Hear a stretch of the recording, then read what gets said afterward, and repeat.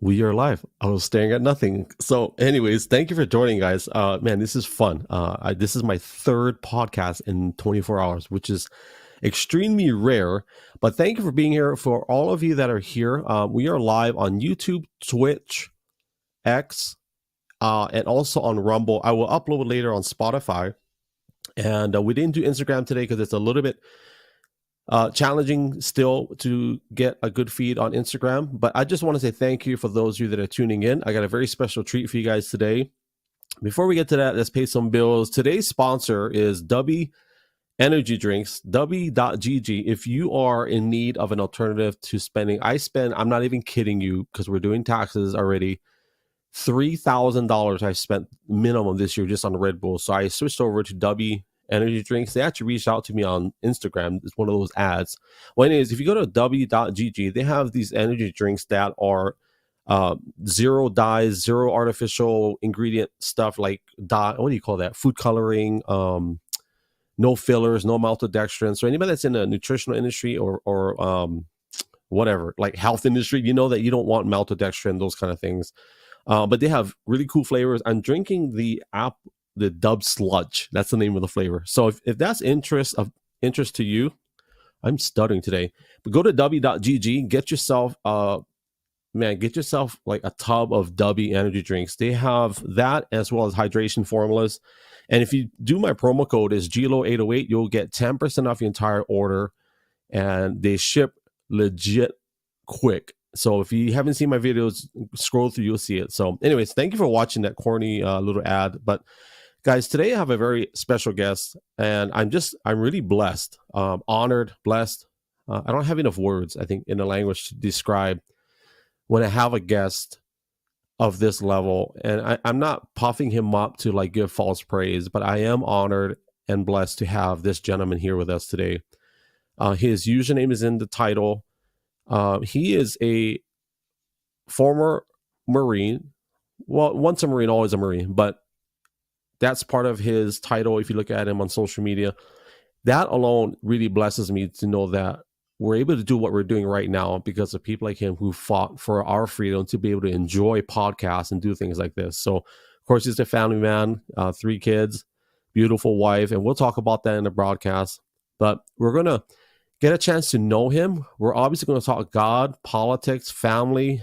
We're going to talk social media, obviously, since we're here on X. We're on all social platforms. And just, if you got a pen and paper handy, you might want to take some notes because I think we're going to learn something today. So, family, thank you for being here. In about 30 seconds, you're going to meet a very dear friend of mine, Brother Carlos T. In about 30 seconds. Stay tuned.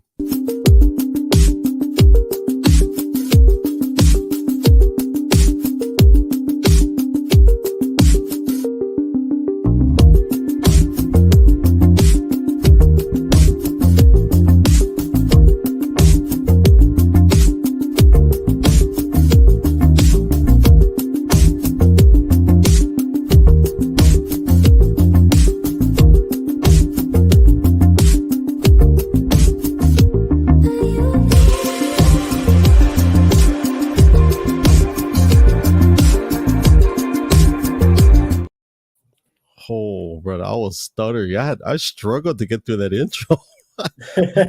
Man, I was telling You're getting that rush from the W.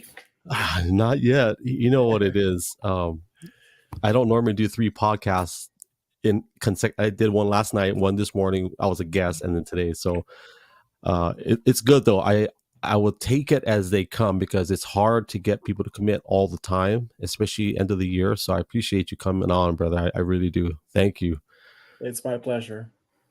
And by the way, the background, is that like just a super clean wall? What the heck is that? It's really nice back there, man. It's our wall, and believe it or not, my wife painted it recently. Today, actually, she painted it today. Really? Because she painted it a month ago, and our kids just a marker and some pens, and they went to town all over the room. So she covered up their Picassos. She was like, you gotta make a good impression on that show tonight. Well, I'll tell you what. I gotta pop this up, And of course, I asked you earlier if anything's private, so this is something I want to show. What is her name? I forgot her name. Nala, Nala. Nala. Yeah. What language is Nala? Is that Spanish?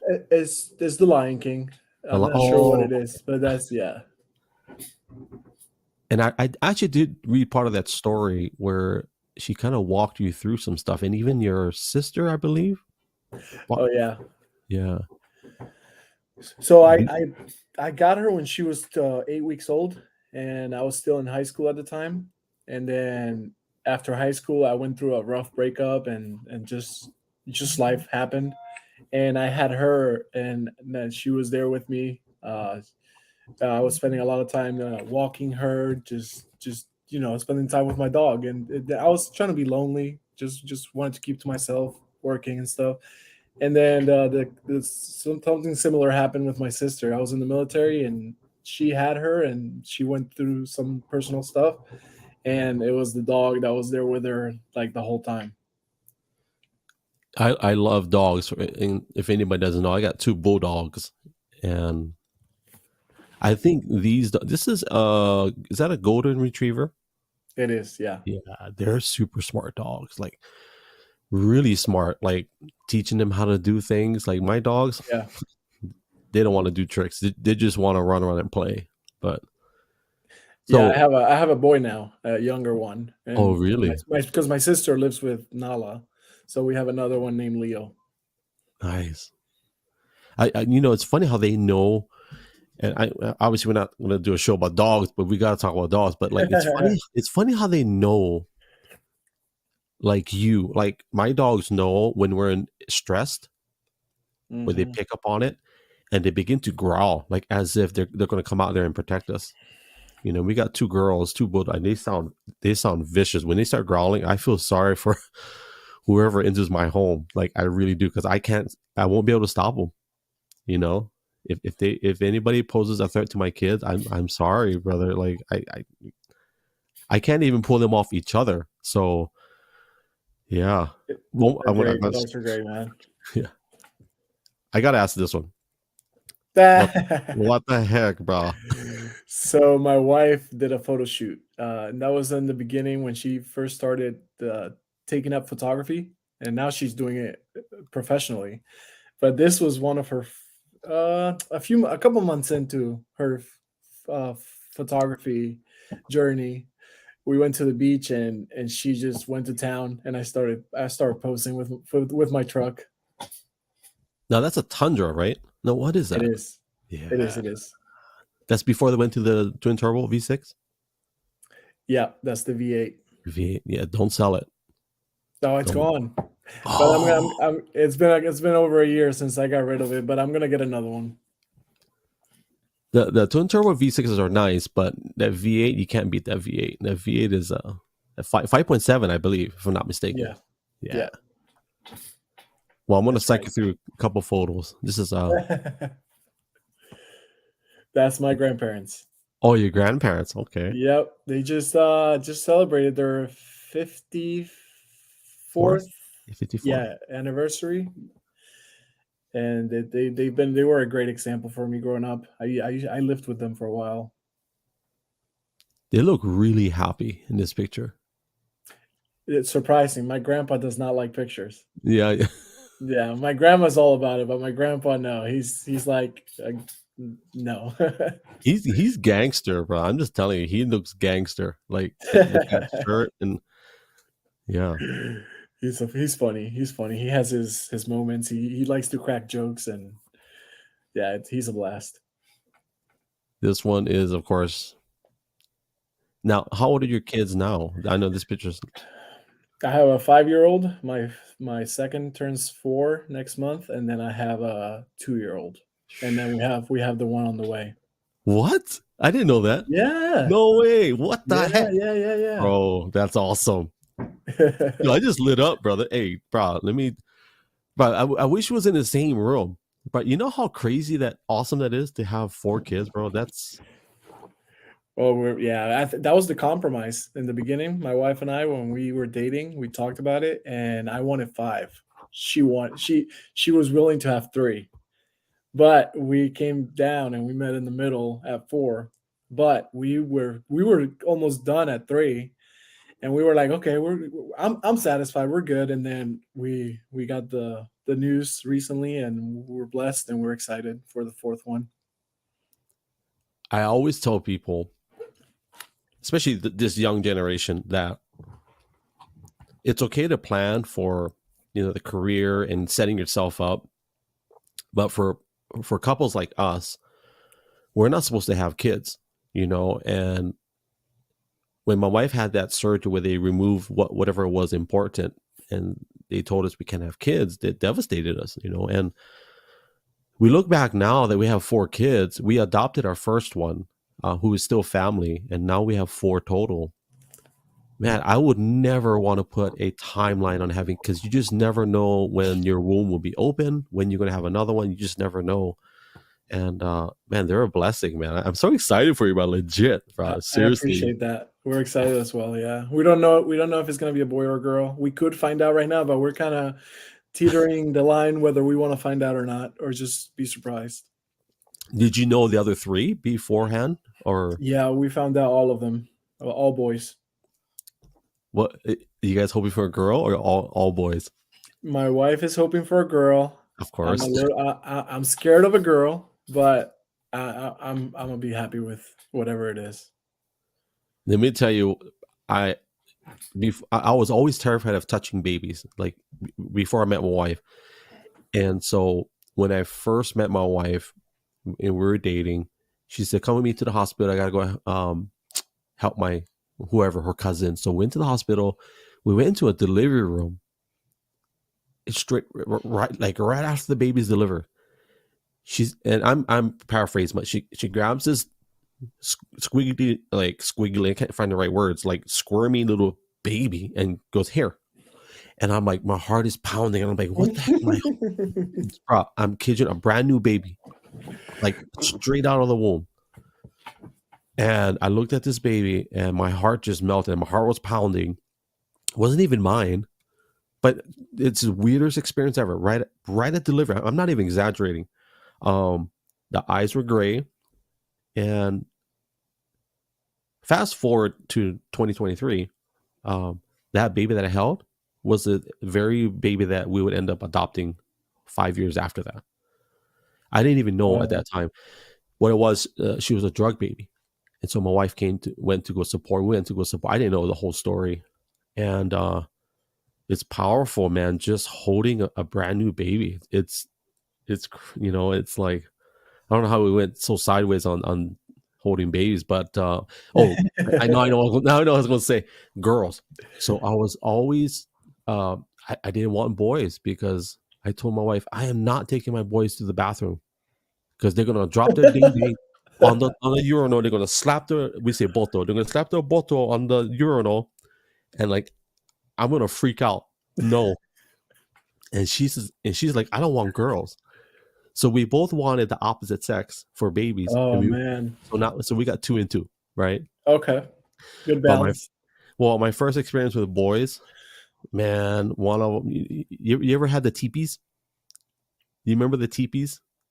Did you? Ye- So when you change the diaper as a newborn, they have these little these little gifts you can buy for your friends, and it's a little teepee you put over their pee pee, and it keeps Mm.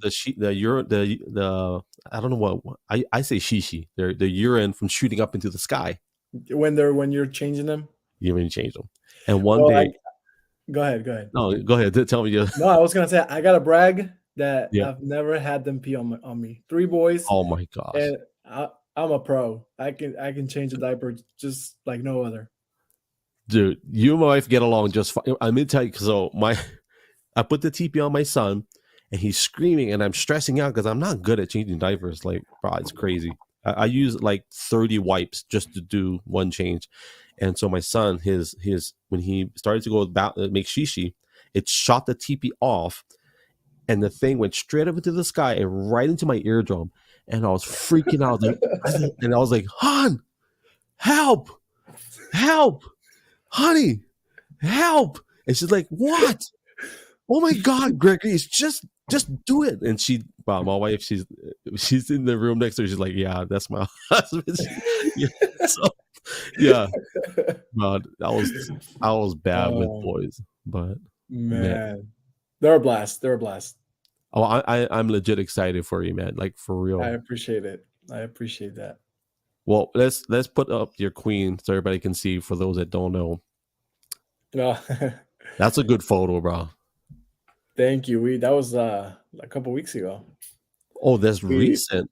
Yeah, we don't get to go out much as a couple because we live away from family, and we it's hard to trust people, and we just Mhm. we've gotten caught up with the business and everything. So this time my sister was in town. My wife asked her if she could watch the kids. She lives only about 2 hours away, and she came up and she watched them for the night. All she had to do was put them down, brush her teeth, and put them down for bedtime, and we were able to enjoy a night as a couple, and it was a great time. Man, you definitely gotta have date nights. And I know it's Yeah, hard. yeah, that's Yeah. something I want to prioritize 2024. It is hard, and I totally understand. Like here, because so for those if you don't know my story, technically, all of my still my taxes, I pay taxes as a Hawaii resident, but I'm in Oregon, and so the whole reason we're here is to help take care of my brother who had Hmm. quite a bit of medical issues, and so we're fortunate to you know to be here and also still go back and forth and do ministry in Hawaii, but we don't have the same family here to if our kids needed someone to walk or be with them, and I totally understand that. Like it's Yeah, hard, you can't just trust anybody with your kids, right? yeah, Yeah, yeah, it's hard. It's hard. I even have a hard time with family. I mean, not that I don't trust them, it's just they're my babies. Yeah, no, No I, matter. I'm the same way. Yeah. I'm 100% the same way. I will not leave them. This is just me personally. I know I won't let them spend the night somewhere where I'm not with them or my wife is with them. Like I can't have. Well, I'm not open to it yet for them to just go spend the night. Like with if we've had grandparents ask if they could take them to like Disney and things like that or something, Yeah, and that's just not something I'm comfortable with. let's talk about that. Let's Okay. you know I'm the same, and it's not a trust issue. At least and some people may disagree. I think for me, it's more of it's my job. Yeah. You know what I mean? It's. I actually had a guest, family. She was a clinical psychologist. She was one of my Mhm. guests on my podcast, and we talked about. I don't know what number. I'm gonna throw a fake number, but like 80% of abuse, whether it's physical, sexual, mental, or are usually with people that are trusted people. Yep. Mhm. Because and it's not. Yeah, and I'm careful how I say that because people get hurt feelings, but Yeah.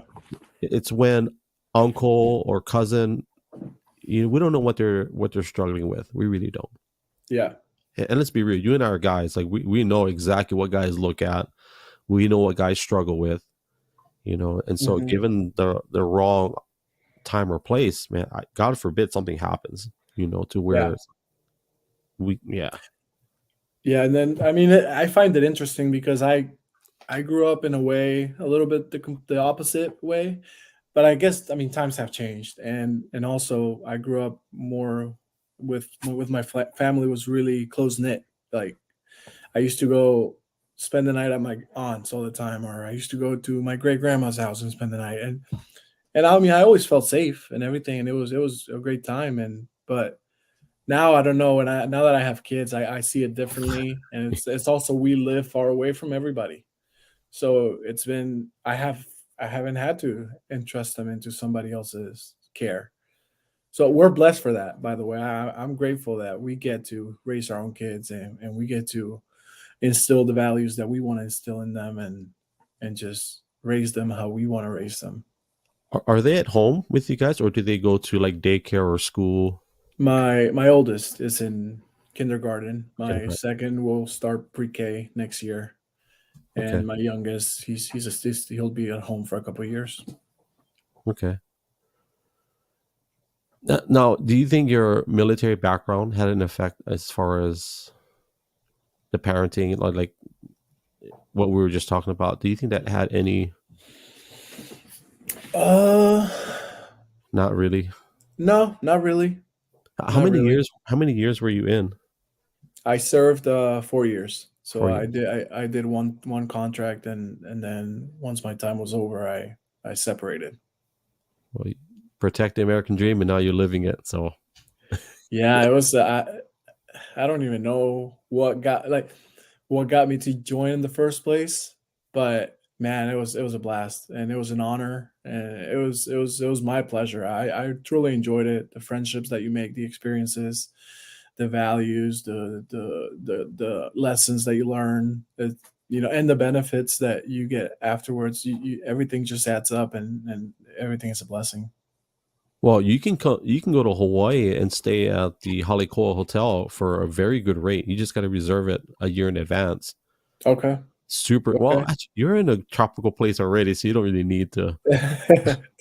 But yeah, they have a beautiful hotel in Waikiki though that for military personnel. Okay.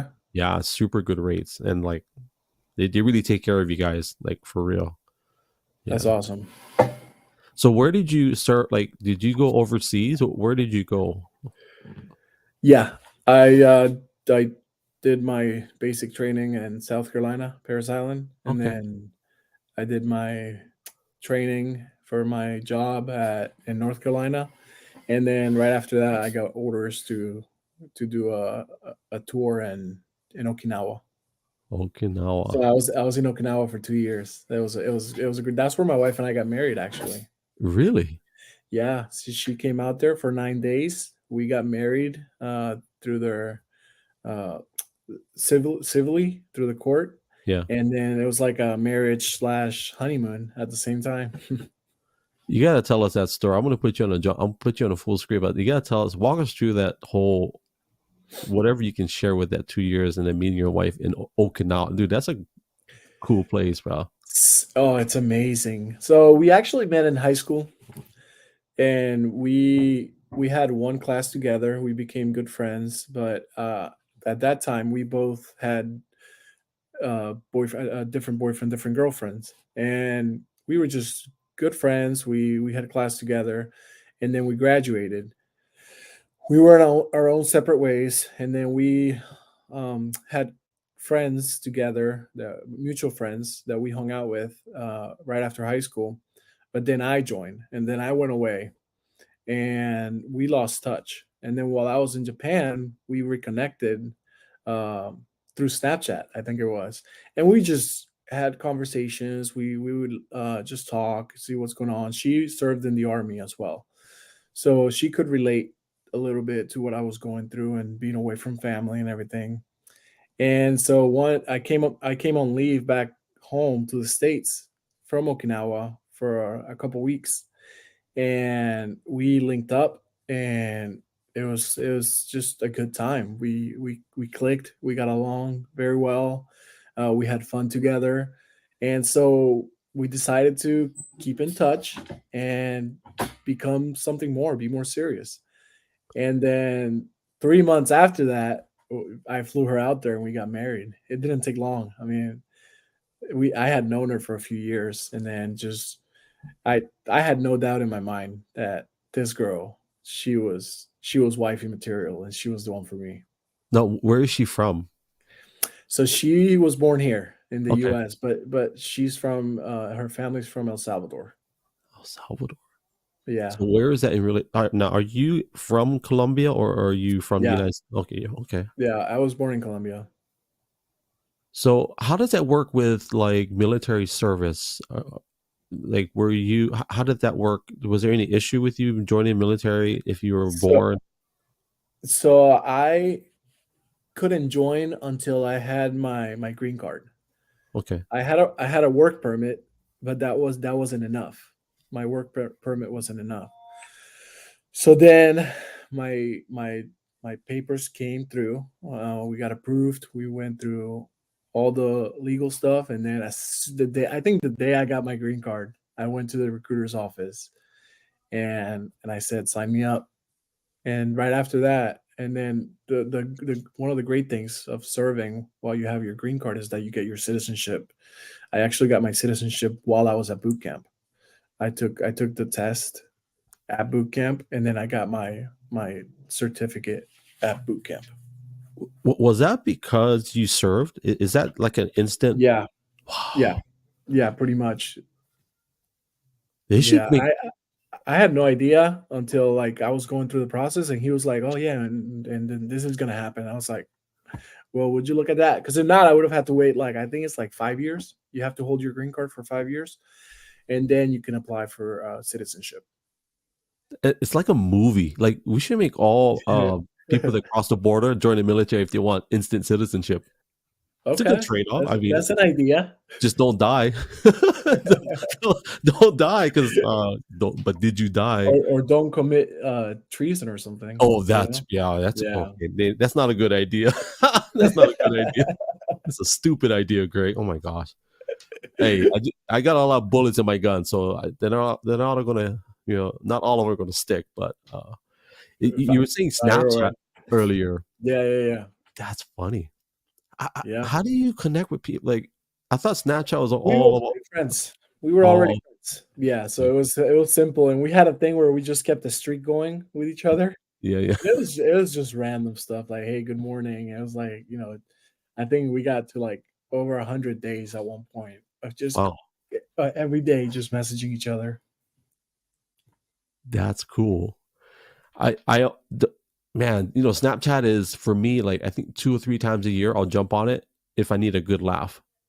I Uh, don't have it anymore. Other than that, I don't jump on it. Yeah. Yeah. I deleted it. I haven't used it in like 5, no, like more than that, probably like 6 years. Well, I think it served its purpose, right? So Yeah, it can be retired at this yeah, point. I gotta say this. First of all, thank you, and without being corny, like for what you did for our country, but I don't think people understand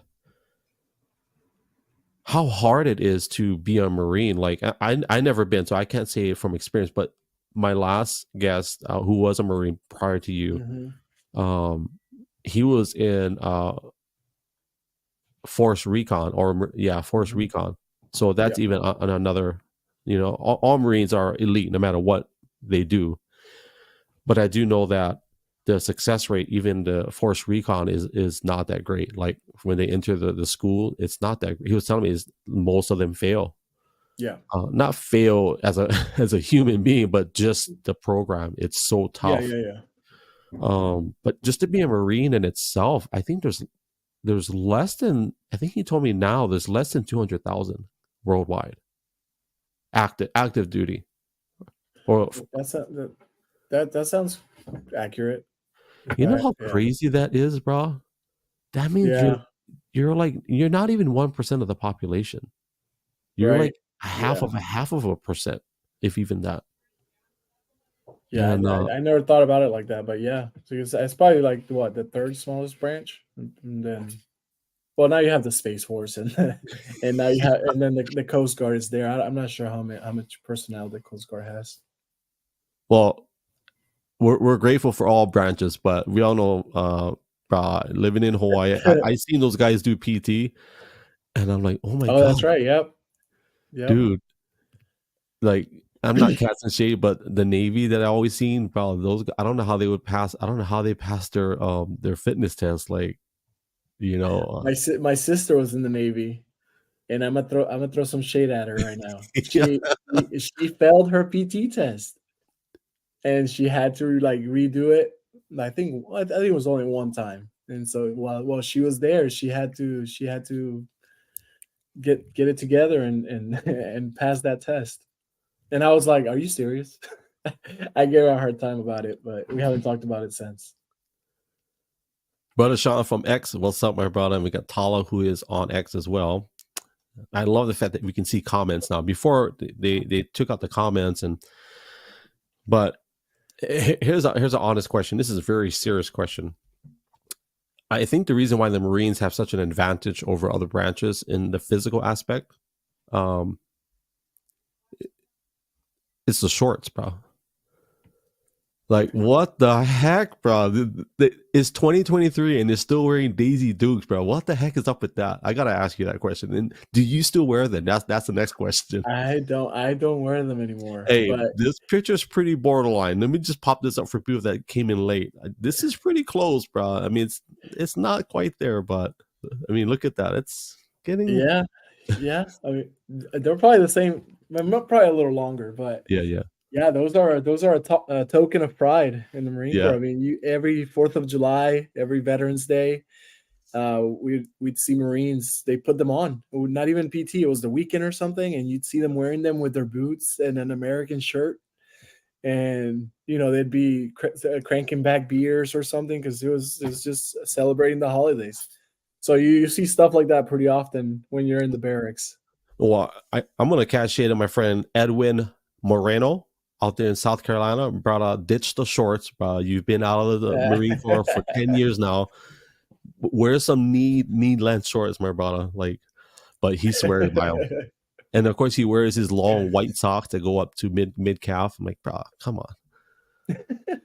But on a serious note, man, I will say we're grateful, and you guys are literally less than 1%. The population.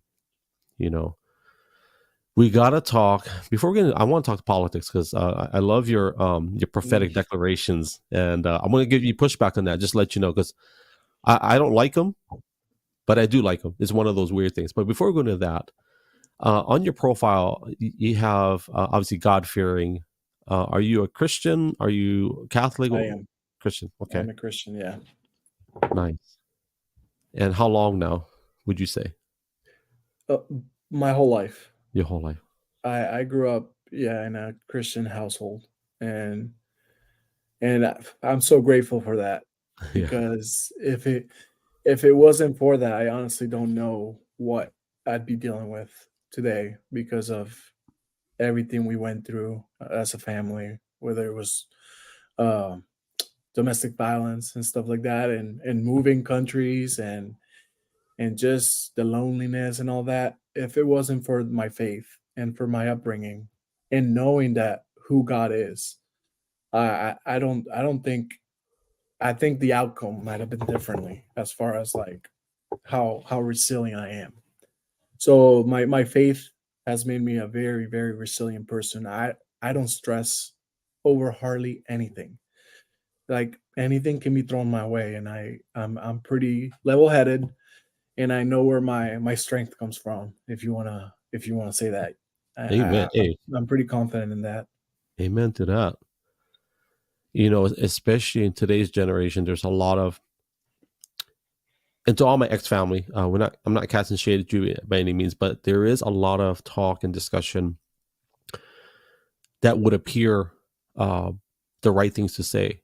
Um, but as a believer in God and believer in the Word, and there's a lot of things that are being discussed that if you're not careful, if you're not rooted in the Word of God, you're going to be pulled and strayed to doctrine that may not be healthy for you or your family.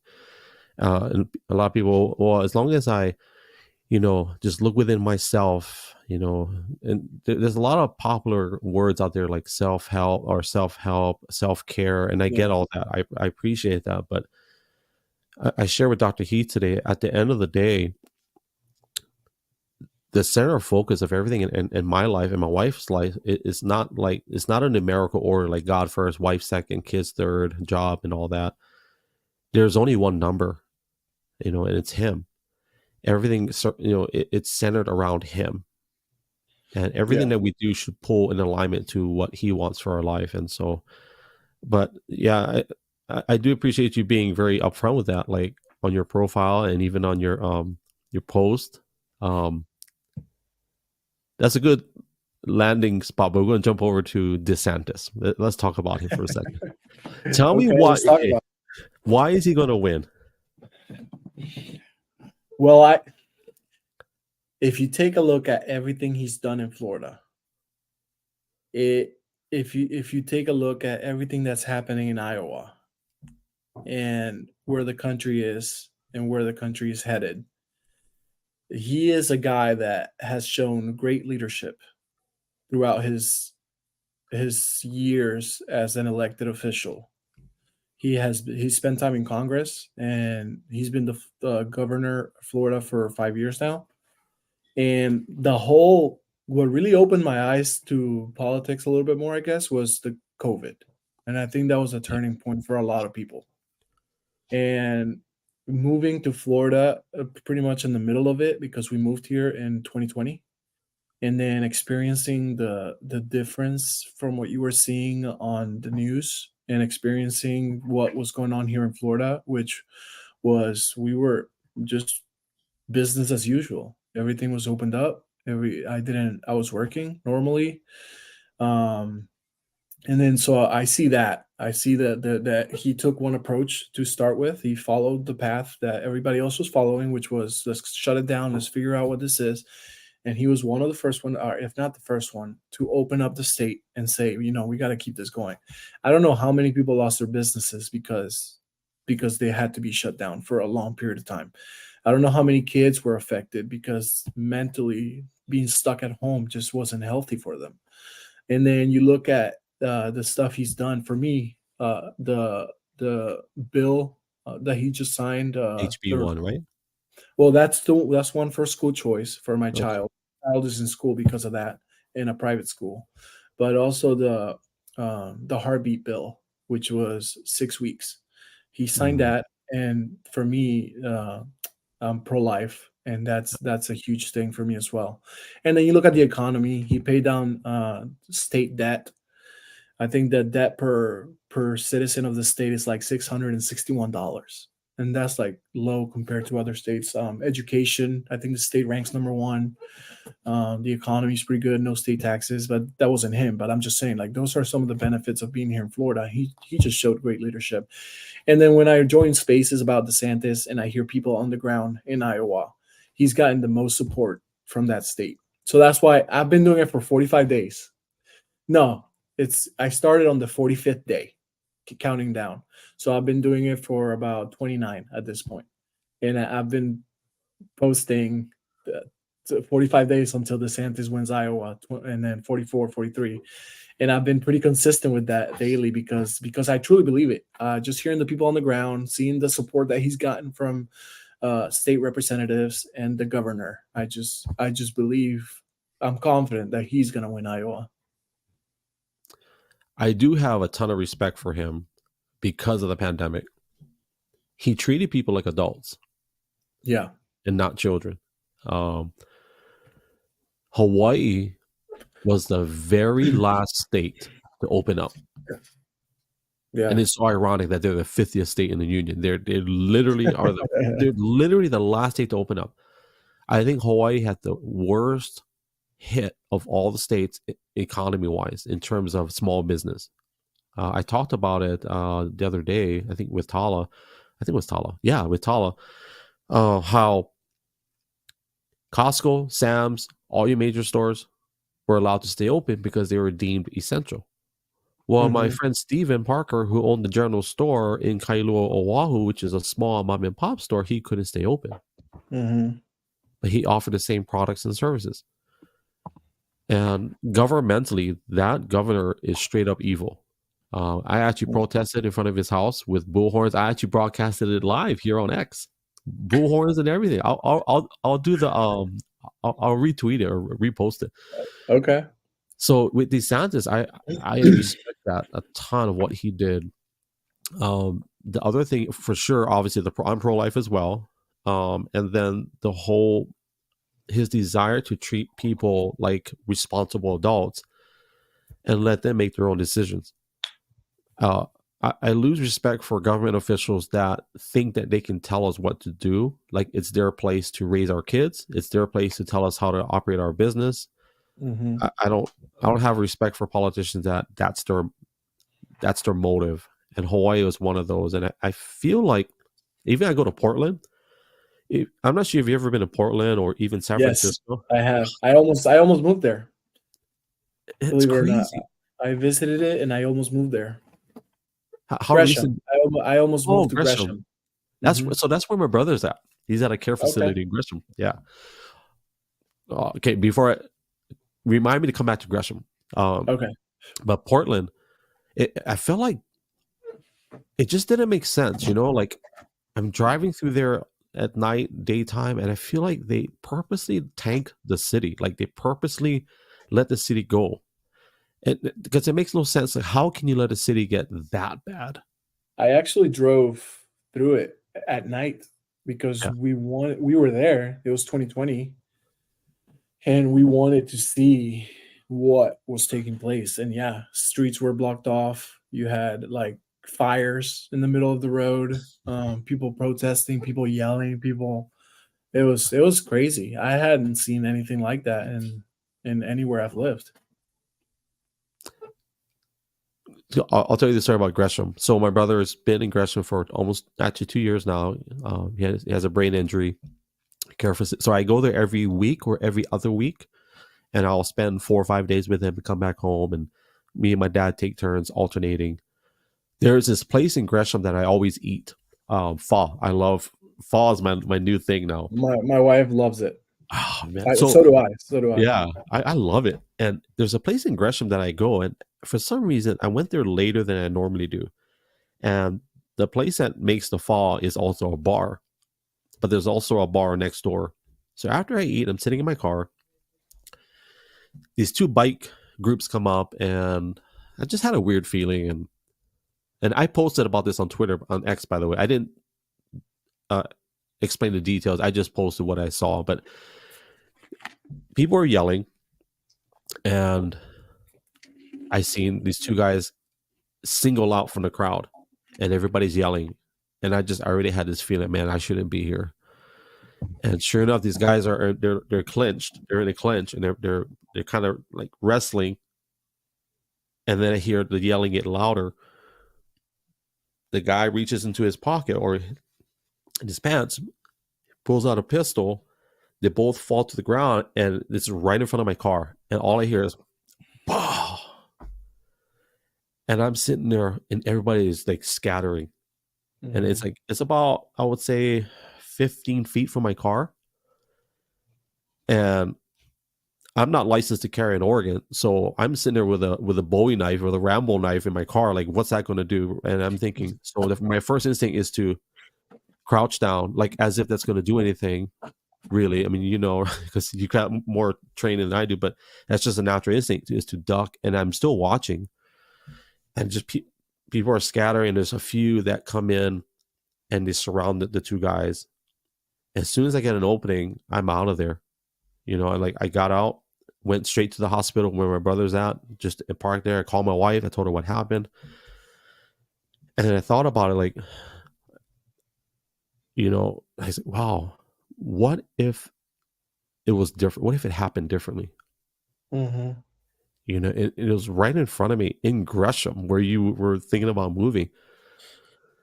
And then some other thoughts came in, like, well, should I notify the law enforcement? And part of my fatherly part or instinct for me was like, okay, well, I don't know who these two groups are. I don't know the whole story. And I'm telling you, I'm being transparent with you. I really don't know if I should.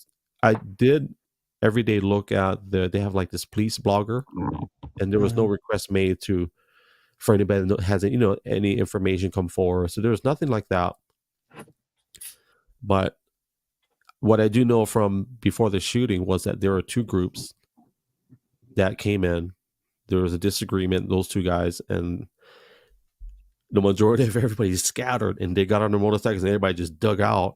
And there was a handful that stayed, and I don't know if they grabbed the gun because I was out of it at that point. But that's in the Portland Greater Metro Gresham area. That's Yeah, uh, man. the sad, not sad thing, but the concerning thing for me is that I wasn't scared or I didn't have anxiety. At least I don't think I did. But my heart was broken. I told my wife this. I said, my heart is broken for this city. Yeah. That it's come to this. These guys had a disagreement, whatever the disagreement is. It's such a beautiful state. Such a beautiful state. Yeah. And it's like, I've gotten pistols. I've done pistol safety courses. I've done firing ranges. I know what it sounds like. I know what it feels like. But that's the first time I ever seen someone open fire on someone, Hmm. and it felt terrible. Like, it felt different. It didn't feel, even when I fire a handgun, if it feels good, it's a good shoot when you when you hit the target. It's like, but to see it on a human being, man, it was surreal. Yeah. Have you ever seen anything like that in your years of service? No, thankfully I didn't, but I have seen just the outcome Yeah. of, because I grew up in Colombia, and it's a lot, it's less safer than it is here, and you do tend to see things of like robberies, and I saw a man that had been shot, and I saw him, he had already passed. So that's something that I experienced at a very young age. I was very young, and so that's stuck with me forever. And that's in here. Like, do those Yeah. images ever pop up like at random times? When I think about it, just when Yeah. I think about it, I see how the guy looked. What was like?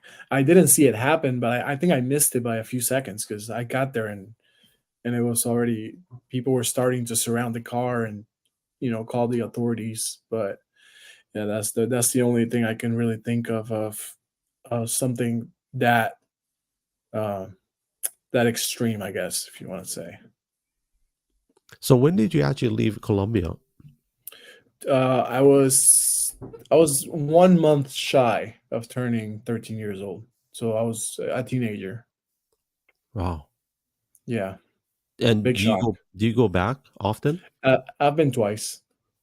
I've been twice. Yeah, I took my wife and my kids for the first time, and they got to meet everybody last year. Actually, we went for my cousin's wedding, and then it was a great time. I would tell you this, it's beautiful. I saw this. It's Yeah, obviously a tourist video, but yeah, yeah, it's beautiful. My gosh, the yeah, beaches, the jungle, the hummingbirds, brah. The hummingbirds is yeah. legit. Not to brag, but Colombia is like the third most beautiful country in the world. No It's brag, ranked just is ranked the third. It's got everything. It's got the jungle, like you said. It's got beaches. It's got mountaintops. It gets snow in certain areas. It's got everything. so they're third. So I guess Hawaii will be number two. Yeah, yeah. We got all that. We got Maybe, snow too. maybe. No, you know what? I'll give it a two because we got the safety and security of the United States. So there we go. Okay, We got number okay. two spot. Yeah, yeah. Plus, we got the Marine Corps base right there. Yeah, Yeah, I yeah. had a I had a friend stationed over there. That's a good gig. If you ever get Oahu, that's a good gig. Oh, I'm not sure if it's better than Okinawa. Okinawa is a beautiful place, I'm sure. Yeah, when we were there actually for those 9 days, Yeah. my wife and I would be driving down the road, and I'd be like, "Let's turn left here," and we just turn to a random street. We'd get lost daily, just taking. We found some beautiful beaches that way. We found some great restaurants that way. And it was a good time. So, with your 2 years in Okinawa, did that improve your palate, like for foods, like eating raw foods? Did it? I wasn't eating all that back then. No, I you was eating wasn't. sushi. I Yeah, was I yeah, was trying the raw stuff, but I wasn't like a whole lot. I was having ramen, obviously sushi,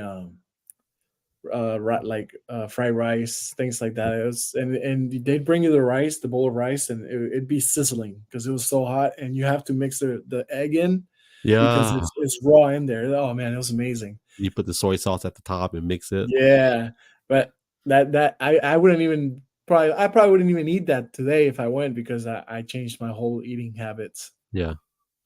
Yeah. Well, let's get back to DeSantis. So, what is it about Iowa? I meant to ask, what is it about Iowa and DeSantis? Like, why Iowa? So Iowa is the first state that is gonna, I guess, elect or who they want the candidate for the general to be, and they do a caucus. And from my understanding, I'm no political geek. From my understanding, is very personal. It's very like people gather, people discuss, people engage, people, I think people talk to each other about, hey, this is why you should vote for this guy and they just, it's very, very um, personal. So that's the first one to go down, and I think like a week later is going to be New Hampshire. I think that one is regular, just elections, but Iowa is important because it's going to get the snowball rolling. So if he can win Iowa, it's gonna change the whole narrative. Set the That tone, right? that set the tone and change the narrative, because the narrative right now is that Trump is inevitable, that he's leading the polls by 30, 40 points. So when he wins Iowa, it's going to show that there were some flaws there and something was going on, and I think it's going to garner some momentum. Now, are you registered as a Republican with the RNC or the Republican Uh, Party? I am here in Florida because if not, I wouldn't be able to vote in the Right. primary. Okay. It's a close election state. But when people ask me, I don't even identify as a Republican. I just, I'm a conservative, I guess, if you want to say it. But I'm a Christian once first Yeah. and foremost.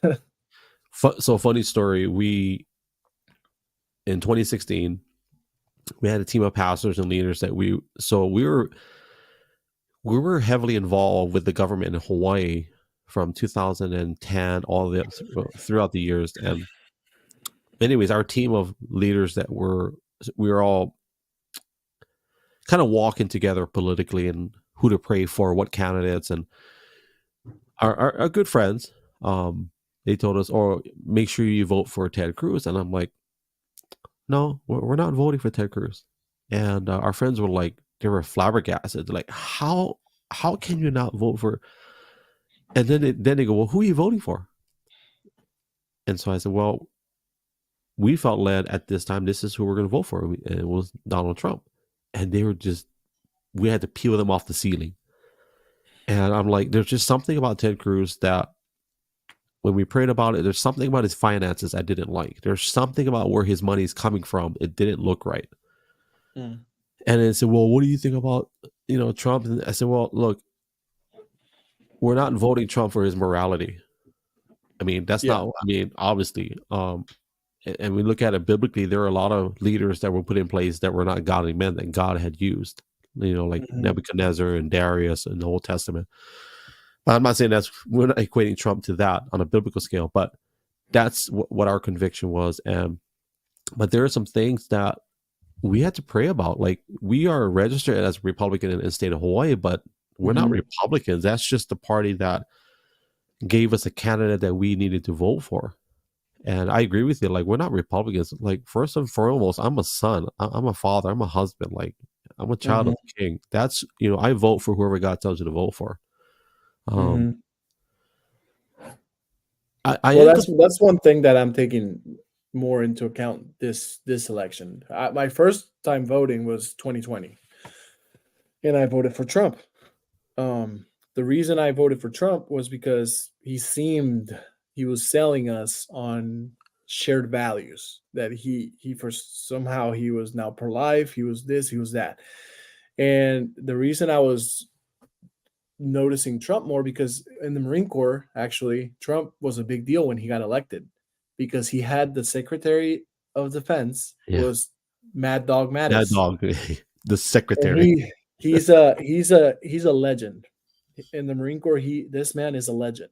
So when he got elected and Mad Dog was the secretary, General Mad Dog, the Marines went nuts.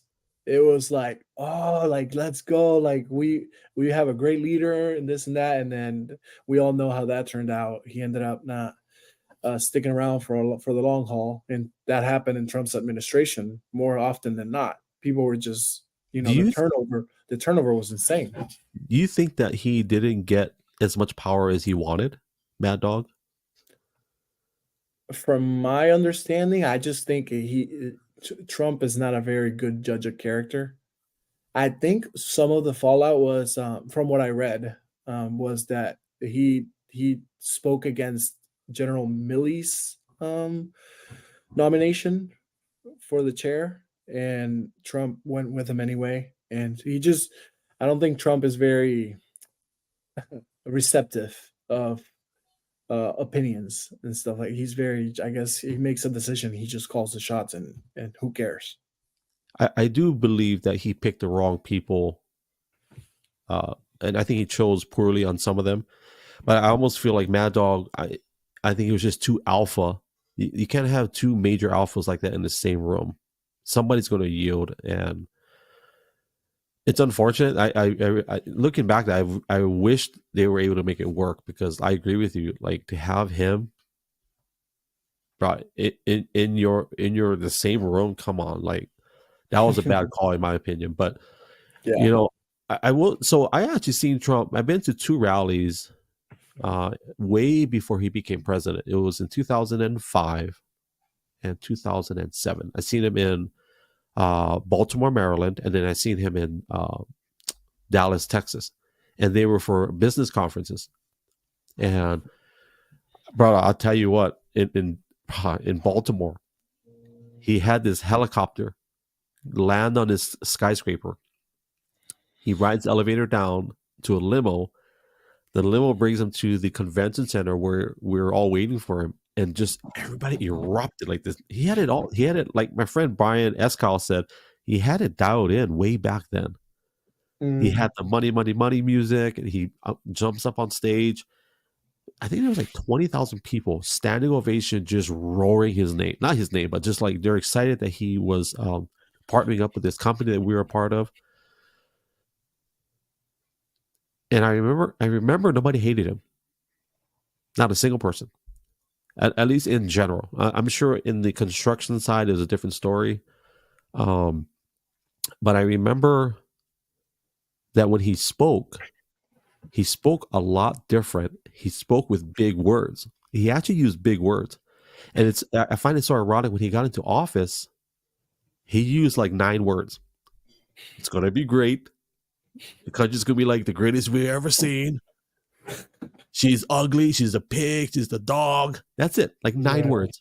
Mm-hmm. And I find it so strange that he got the election on 9 words, versus when I first seen him all those years ago in a business conference where he used big words, and he's very eloquent in speaking. And I was like, that's such a strange. And I know part of it is it was a approach that he took, and I believe that's how he got the election, was just that. I think Brian Escal said in one of my podcasts with him, he says he had this guttural, like, deep down here, we're gonna win, like that, versus Obama, who you need a college degree just to decipher what he's trying to tell you. You know, you know. But I don't think Trump is a shoe-in. I don't think so. I don't care what the numbers are saying. I am concerned about, what if all these roadblocks that they're putting up against him doesn't work, right? Colorado just approved them again, right? Yeah. But then there's another state. What was the other state that I think they're Maine. Maine? Mm-hmm. So my question, and maybe you have thoughts on this: what happens if they keep putting up these roadblocks and none of them work? What is the next logical step realistically? We don't want to talk about it, but what is, if they're that adamant on trying to stop him from getting into office, what is the only next logical step? Where my theory is that he is going to from what I understand, he is going to get convicted of, he's got 91 charges against him. And I think there's like a 95% conviction rate in some of those. And from what I understand is, from what what I'm gathering, and what I would guess, is that this is all taking place also, not just because he did some illegal stuff, because he did, but also because they can beat him. I think they realize that they can beat him, because Trump he has his base, his supporters. He has lost several, because we're like, me personally, I'm just tired of it. I want people to focus on their jobs and just run the country. But I think that Trump awakens something in people that oppose him that gets a lot of people to vote against him as well. So my opinion is that some of these things that are happening may not hold up, but they're giving him a little bit of a boost and making his supporters want to vote for him even more.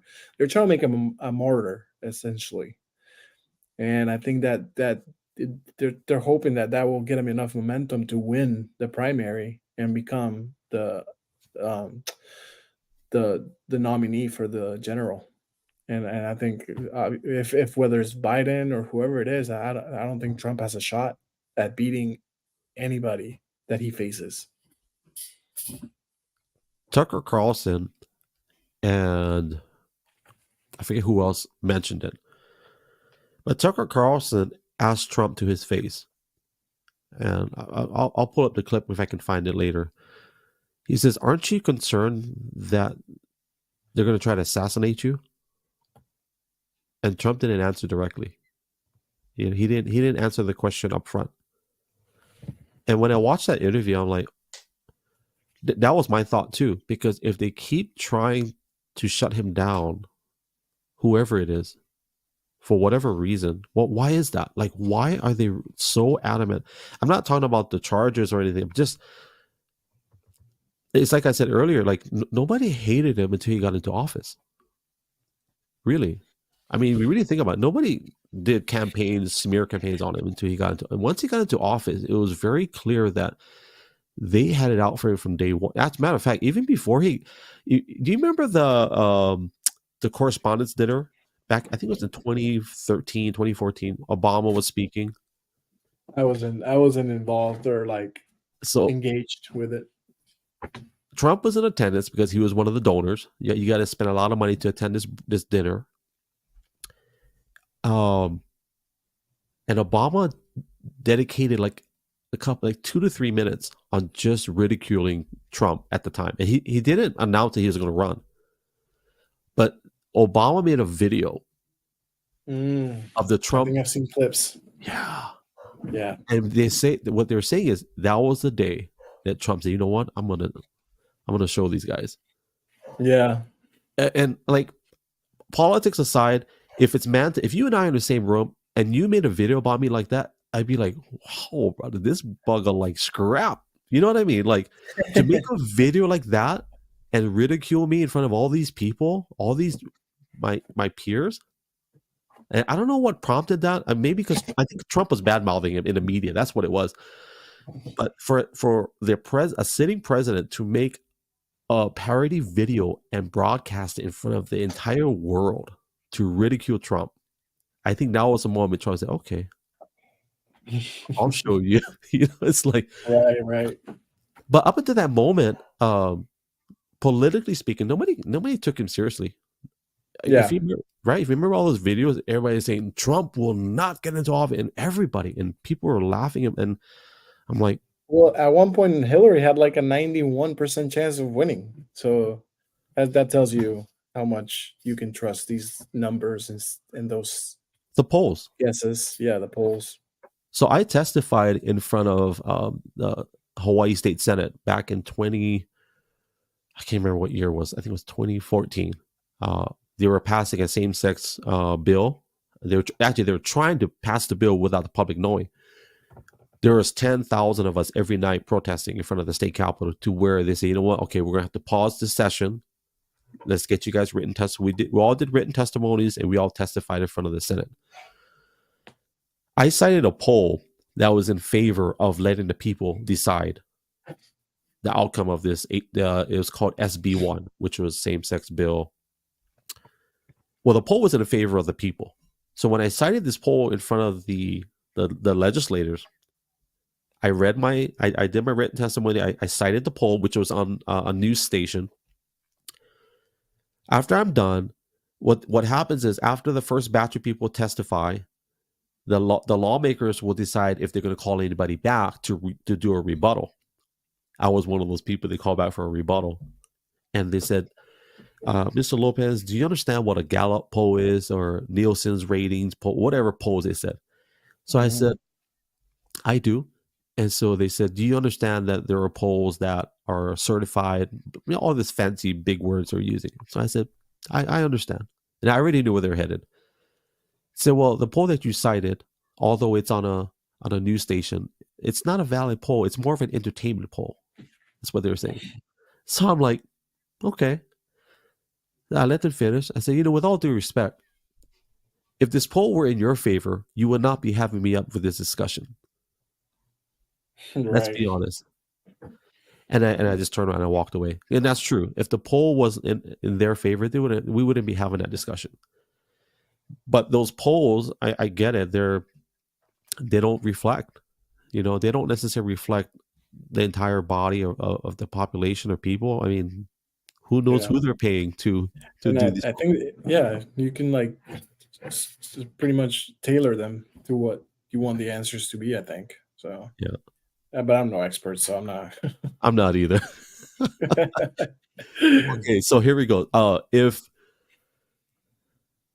no, I gotta save the question for last. But who's going to be his running mate? That's probably one of my. Mm. There are names thrown out there, but you just don't know. I mean, Kim Reynolds from Iowa is a is an option. I think Massey, the congressman, is an option. Chip Roy, the congressman, is an option. But who knows? I don't know. Maybe Glenn Youngkin, if I don't know if he backs him. I don't know. There's so many options out there. What about Christy Nome? She's a big Trump supporter, Yeah, but let's say and it goes. she's been taking shots at DeSantis this campaign and stuff. But we're talking about politics and government, right? Right. At the end of the day, like how many times did Kamala Harris go up against? Like they all badmouth each other, but Yeah. for the sake of But the party. I do think that's the one different thing about DeSantis. He's more calculated. He's more he thinks about things very thoroughly, and he makes decisions like sound decisions. He doesn't just jump into something because he feels like, for whatever reason. And his wife, I think she'd be a good fit in the White House. I think. Oh yeah, I think I so. think so. She's a very classy lady. She's they have a beautiful family. Yeah. She's they're never getting any scandals. Nothing. They're all business. That's how they've been leading Florida. It's all business. It's all, let's get these things passed. Let's handle business. Well, I got to ask you this though. I think it was the first debate when they asked if Trump gets a nomination, will you support Donald Trump? Do you remember that question they asked everybody? I, Yeah. I think Ramaswamy was like hand up real fast. Yeah, yeah, yeah, yeah. Some other people were kind of like, and I don't know. This is all obviously subjective, right? This is my opinion or what I saw. I don't know what really because I wasn't there. But Yeah. DeSantis looks left or right, and then he raises his hand. Well, he already signed the pledge. In order to debate, you have to sign the pledge that says that you're going to support the nominee and you're just going to back him. So if Trump is the nominee, DeSantis has answered that question multiple times. That he signed the pledge. He's going to honor his signing of the pledge, and that tells you about his honor. But I think the way I took it, that why he was like all slow to raise it, is because when they did the whole thing, also during one of the debates, and they were like, raise your hand who would you vote, or write down who you would vote off the island or something like that. Yeah, yeah. And he was like, no, what are we doing here? Like, are we children or something? Like this is not what we're here for. So in my opinion, it was like, okay, you're asking me to raise my hand if I'm gonna back the guy. Like, we already signed the pledge. So the way I took it was like he was looking around like, are we really doing this right now? So he I was like, I agree. I he think was like, he was like, he was like fed up with it. He just kind of like raised his hand. that was probably for optics, right? To get that reaction. I Maybe. think they're calculated like that, right? With the mainstream media, they'll do things. Maybe you're right. Like, I like, why would you ask? Like, That's how I would be like, I mean, and look at what they've gotten from it. Great clips that he's hesitant good clips. Yeah. that he might not do it, but the man has said, "I signed the pledge. I'm going to do it." Yeah. I think Trump's the only guy that hesitated in legit real, like, he's the one that said, like, without saying it, like, no, of course not. Like, if I don't get it, no, it's nobody. It's either me or nobody. That was Trump's Trump, mindset. Yeah. well, he's not. He doesn't want to sign the pledge, Yeah. and that's one of the reasons he won't debate because he doesn't want to sign the pledge, and then his ego tells him that he's ahead of the polls, so he doesn't want to debate anybody. But also, I think his fear, because if you put him up there, questions are going to be asked. People are going to ask him questions and attack him and actually debate him. And I think he mentally, I don't see him like, I mean, Biden beat him during the debates. So it's hard for me to not think that he just won't do it because he's confident that he's going to win it. Why did Biden beat him in the debates? If so, what would be your bullet points on, like, why did he beat Trump in that debate? Well, overall, I think I don't think Trump is a good debater. I mean, he just isn't. He's a man that he likes to type behind his keyboard and you know say all these things and sound tough but he ultimately ends up folding. I just don't think he's a good debater. Not that Biden is either. I mean, he look at but what we're not realizing is that Trump is going to be the same age Biden was when he takes office, if he takes office. And I've lost so much. Like my eyes were like open. Like, what was I even thinking voting for this guy to begin with? Like, I feel like so dumb to that I even voted for him in the beginning. But it is what it is. Tala said he was coming down with COVID. I don't know. I can't honestly remember the debates, but I will say that part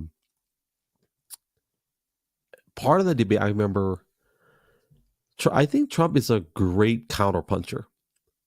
I think if you haven't come up with an opening like art, to start something, I don't think he's that. But when you come up against, I think he's better at that versus, because if you remember when he first started running, or even campaigning and running, he didn't use cue cards. He didn't use teleprompters. And when I saw him in the two rallies in 05 and 07, he would walk up on stage with literally just a sheet of paper. Mm. And you could see it because they had him on a big on a big jumbotrons, and he he used a Sharpie. It's like I was saying earlier, it's so surreal that his language is different back then. A lot Well, different. he's been doing TV his whole life. Yeah. Like, well, a lot of his life. Yeah. So it's like I feel like he's comfortable in those scenarios. Yeah. He's comfortable with that kind of stuff. Well, But you have noticed the decline. I don't know. Well, I don't know if you have, but I've noticed a decline. I think he definitely. I think the first term, and I don't know if you saw the pictures of Obama. I met Obama. He came to Hawaii. We actually were hosting him, and his pictures are in my timeline. But I will tell you this, man, he looks old in person. Like on pictures, it looks, and he's not that old. Like, there's something about being a public servant on that level. I don't Yeah. care who you are, and I respect every president. I don't care if I vote with you or not. I respect the fact that you sacrifice all of that to be of service, whether you legitimately did it to serve a country or not. After I met a former president, like organically, I'm like, okay, and I didn't vote for Obama at all, but when it was an honor to meet someone like that, and it's like I respect that, and I agree with you. Trump probably he probably lost a few years serving 4 years in Yeah. office, and I don't think Biden can handle another year. Honestly, just No. it's too much. Like I would be mad if that was my grandpa. Like, bro, what are you guys doing?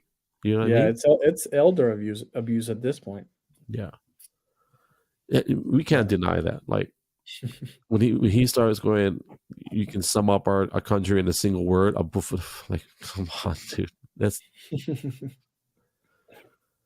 But so if DeSantis gets in, his first 100 days. What do you what is his? Did he even put out anything yet? Like what he would like to do in the first 100 days if he gets in? Any idea?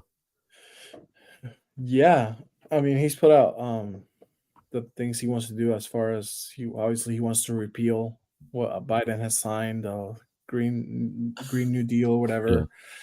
He wants to crank up energy independence. He wants to do the get the wall funded through money paid by people that are working here sending money back to their countries. So he wants to use I think it's called remittances or something like that. And those are some of the things he wants to handle. I'm assuming it would take place during the first 100 days. But he makes a great point that if he's gonna have 8 years to do stuff. He's gonna Right. have, and I think I was watching an interview or something. You don't really have 8 years. It's like when Congress is in session. It's when this thing is happening. So ultimately, you have like in 8 years, you get a total of like probably half of that to actually get legislation passed and those things. So that's why I think the first 6 months, that's when they do the most, in my opinion. They sign everything Mhm. to kind of get things, because once they get traction on who you are, they're not gonna, if they don't want to support you, they won't. Like Right. Trump's 4 years, no, like it's almost like once he lost support, it's like that their sole focus was to get him out. Right, that was the only focus after that. Once they've, I think DeSantis is probably the safest choice in terms of, if you were to say, like, Ramaswamy, I like what he sounds like. I like Mhm. what he looks like. I They don't think, say he's the Obama of this yeah, yeah, of the Republican Party. he's smart. So he took a page out of Trump's book, right?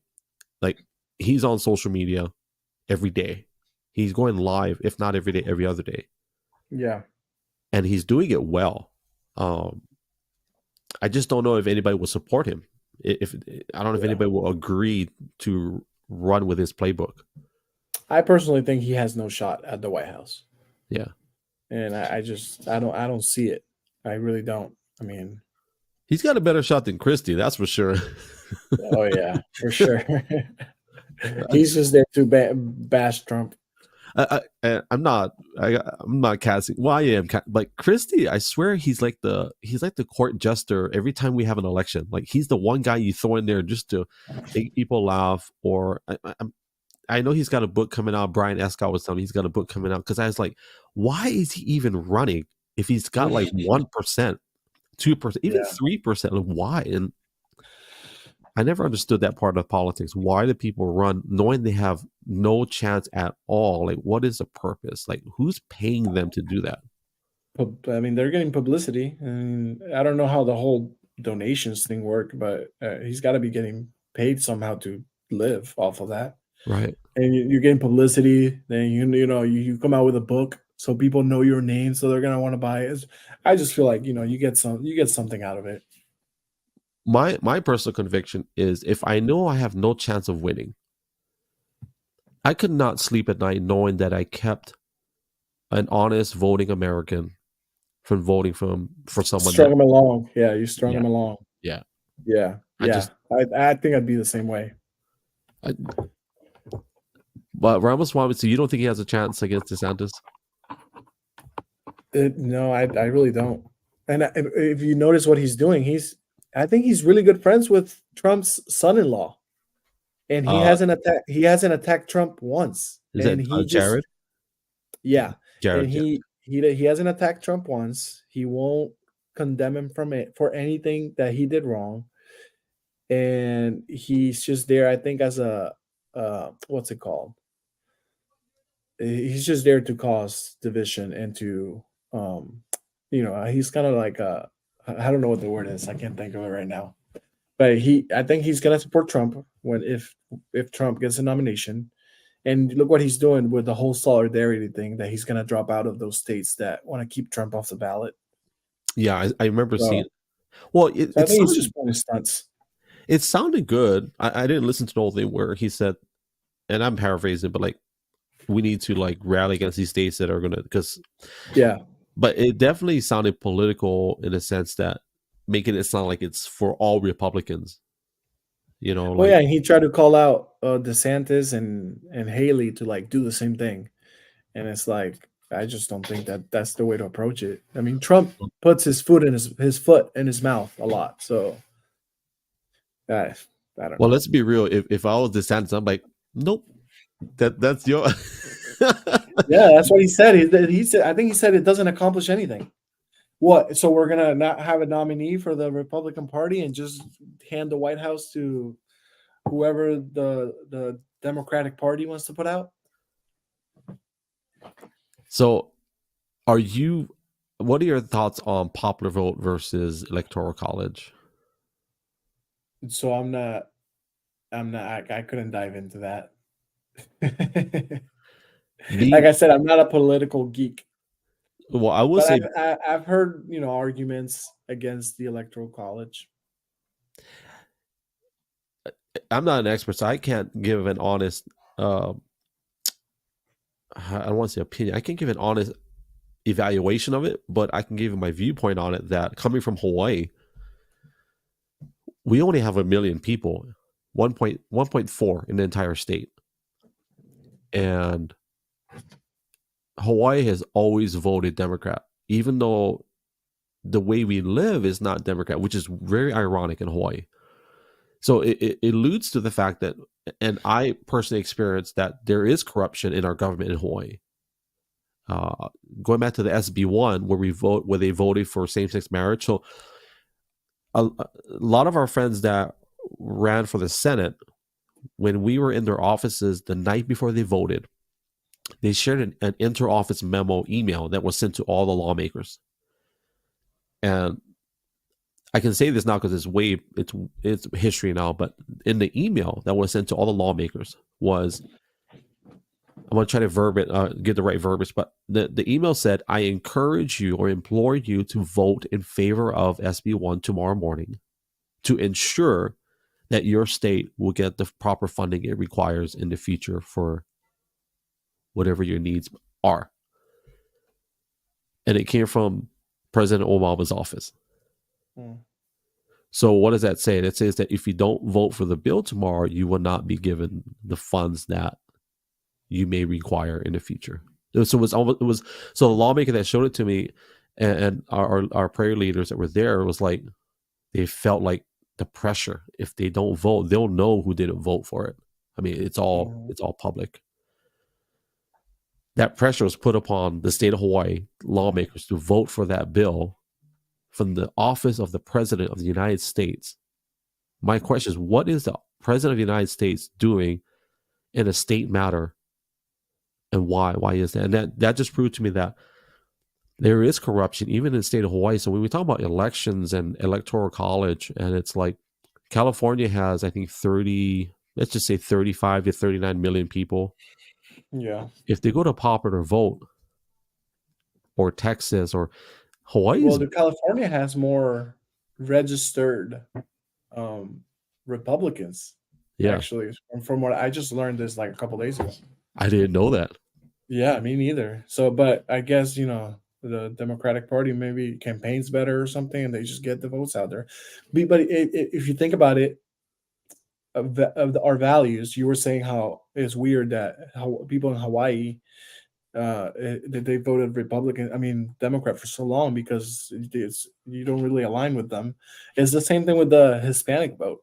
I think a lot of people are waking up, but when you look at the values and kind of where you align, and you just I don't understand. They just I guess the Democratic Party just does a better job of selling themselves and making it sound pretty. Caleb, I was Like reading. I can see Tala's number right here.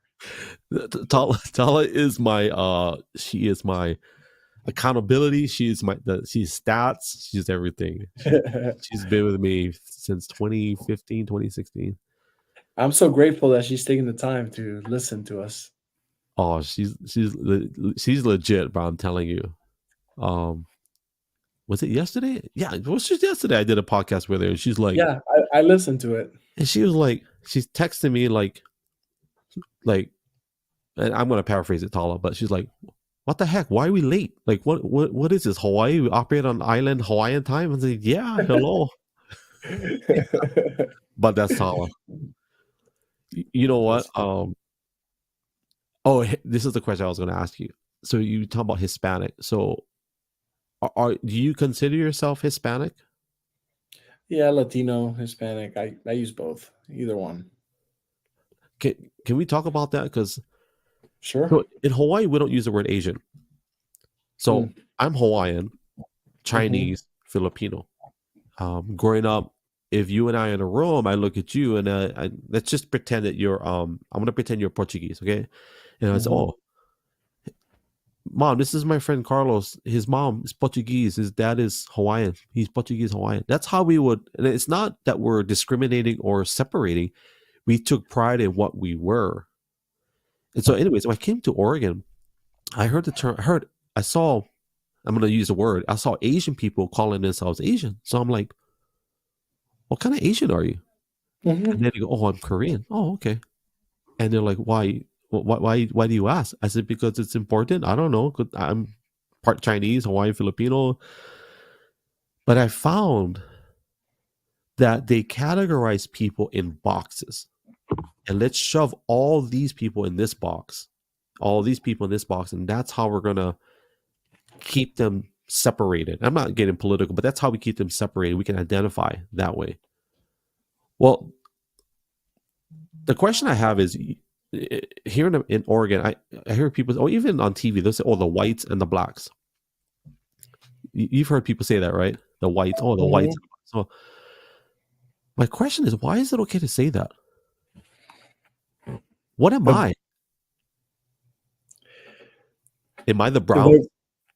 I think so. Yeah, I think we're brown. I'm No, brown too. I'm the yellows. Oh yeah. I'm the yellows. I'm brown. I'm the yellows. But the funny thing is that when I have to fill out paperwork for doctors or something, I'm considered white. That's where I have to like fill in white. So yeah, I've yet to see some of that privilege. I have a white privilege card somewhere. My brother bought one. No, it's a real card. You can buy it on Amazon. I know. I've seen him. I've seen him. You just showed funny. me. Yeah, I know. My dad has one hilarious. too. Yeah, that's hilarious. You know what's funny, and I don't think it's racial, but since I've been in Oregon, I've been put over 5 times. You have? Yeah, I haven't been given a ticket. Wow. But 2 out of the 5 are legit stops. Like, but they're not a big deal. Like I made a turn and I didn't stay in my lane. I went to the outside lane. I think everybody does that just by default, unless there's 2 turning lanes, right? But or unless there's a cop around. Yeah. But I just didn't think of it. Like, so that's one that's a legit. And the other ones were, I had my dash cams and all that, but somebody asked me today, "Oh, do you think they're profiling you?" I said, "I don't know if they can see in the car, but they might have been, but it's hard to see inside my car." Yeah. But it depends on what I'm driving too. Where we live now, it's a red town. And I think they call it red town. It's a conservative town or red city, Republicans. Yeah, I think so.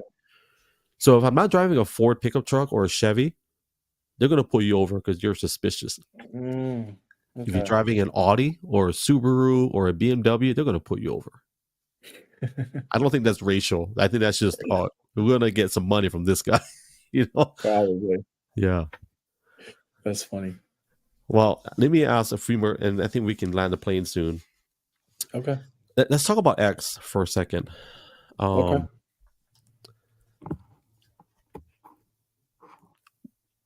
What is your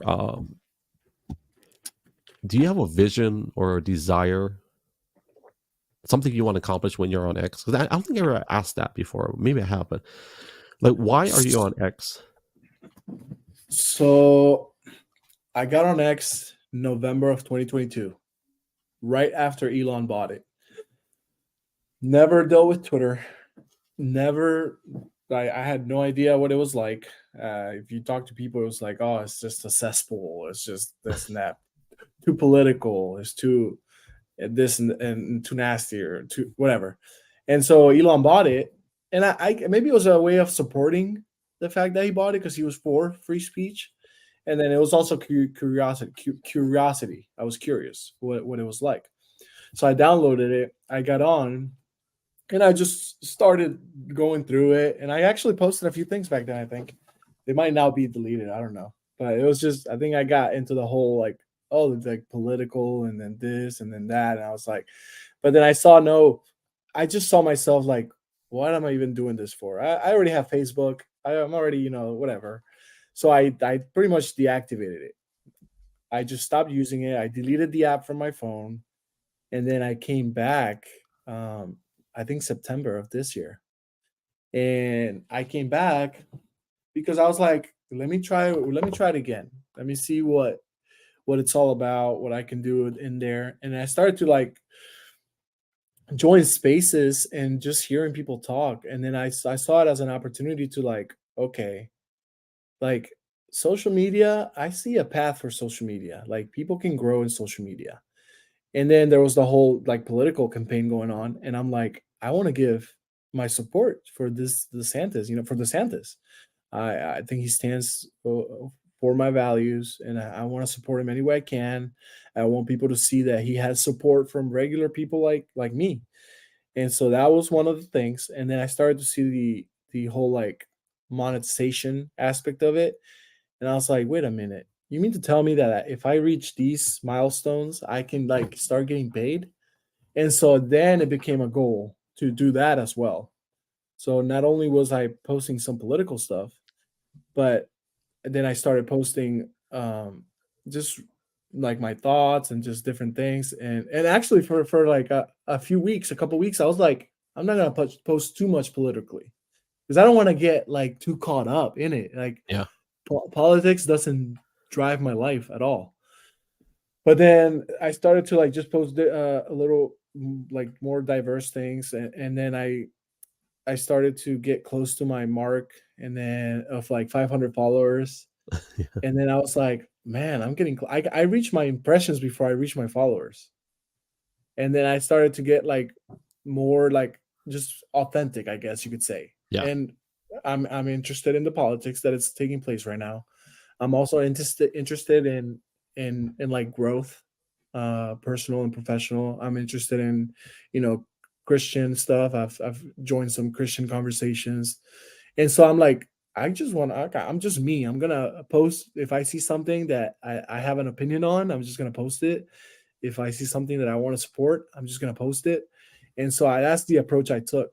And then I started to gain more followers, and I'm like, okay, I reached the 500. As soon as I reached the 500, I was able to apply for monetization, and I've gotten three checks so far. That's nice. So I'm seeing it as a okay, like this is incredible. Like I've never gotten paid online, and I was like, from where I come from, I'm like that was I guess a boost of confidence. Like oh man, like you can actually earn something from this. So I see X as a tool at this point in my journey. I'm here to promote DeSantis, but I also see it in the future as something more, as something where I can like be myself, express myself, and then I don't know if I'm gonna land in some type of coaching, but I have been, uh, I guess, drawn to like the coaching aspect of things, and I think I have experiences that people don't have. I have perspectives that people don't have, and I have obviously I'm married, kids, military background, living in different countries. So I have different perspectives that people don't have. So I have something of value to offer, and that's one of the things that you don't realize. Yeah. I think I was beating myself up a lot, like, what am I gonna do? What am I gonna do? And then so X has given me a voice, and it's given me an opportunity to kind of find my path and my purpose, I guess if you want to call it. So you're fairly new. Like prior to X, you're on Facebook primarily or a Yeah. social media. Okay. And it's all family. If you think about it, Facebook, I only see people that I know, and I'm like, okay. And then the whole COVID happened, and you weren't allowed to talk about anything.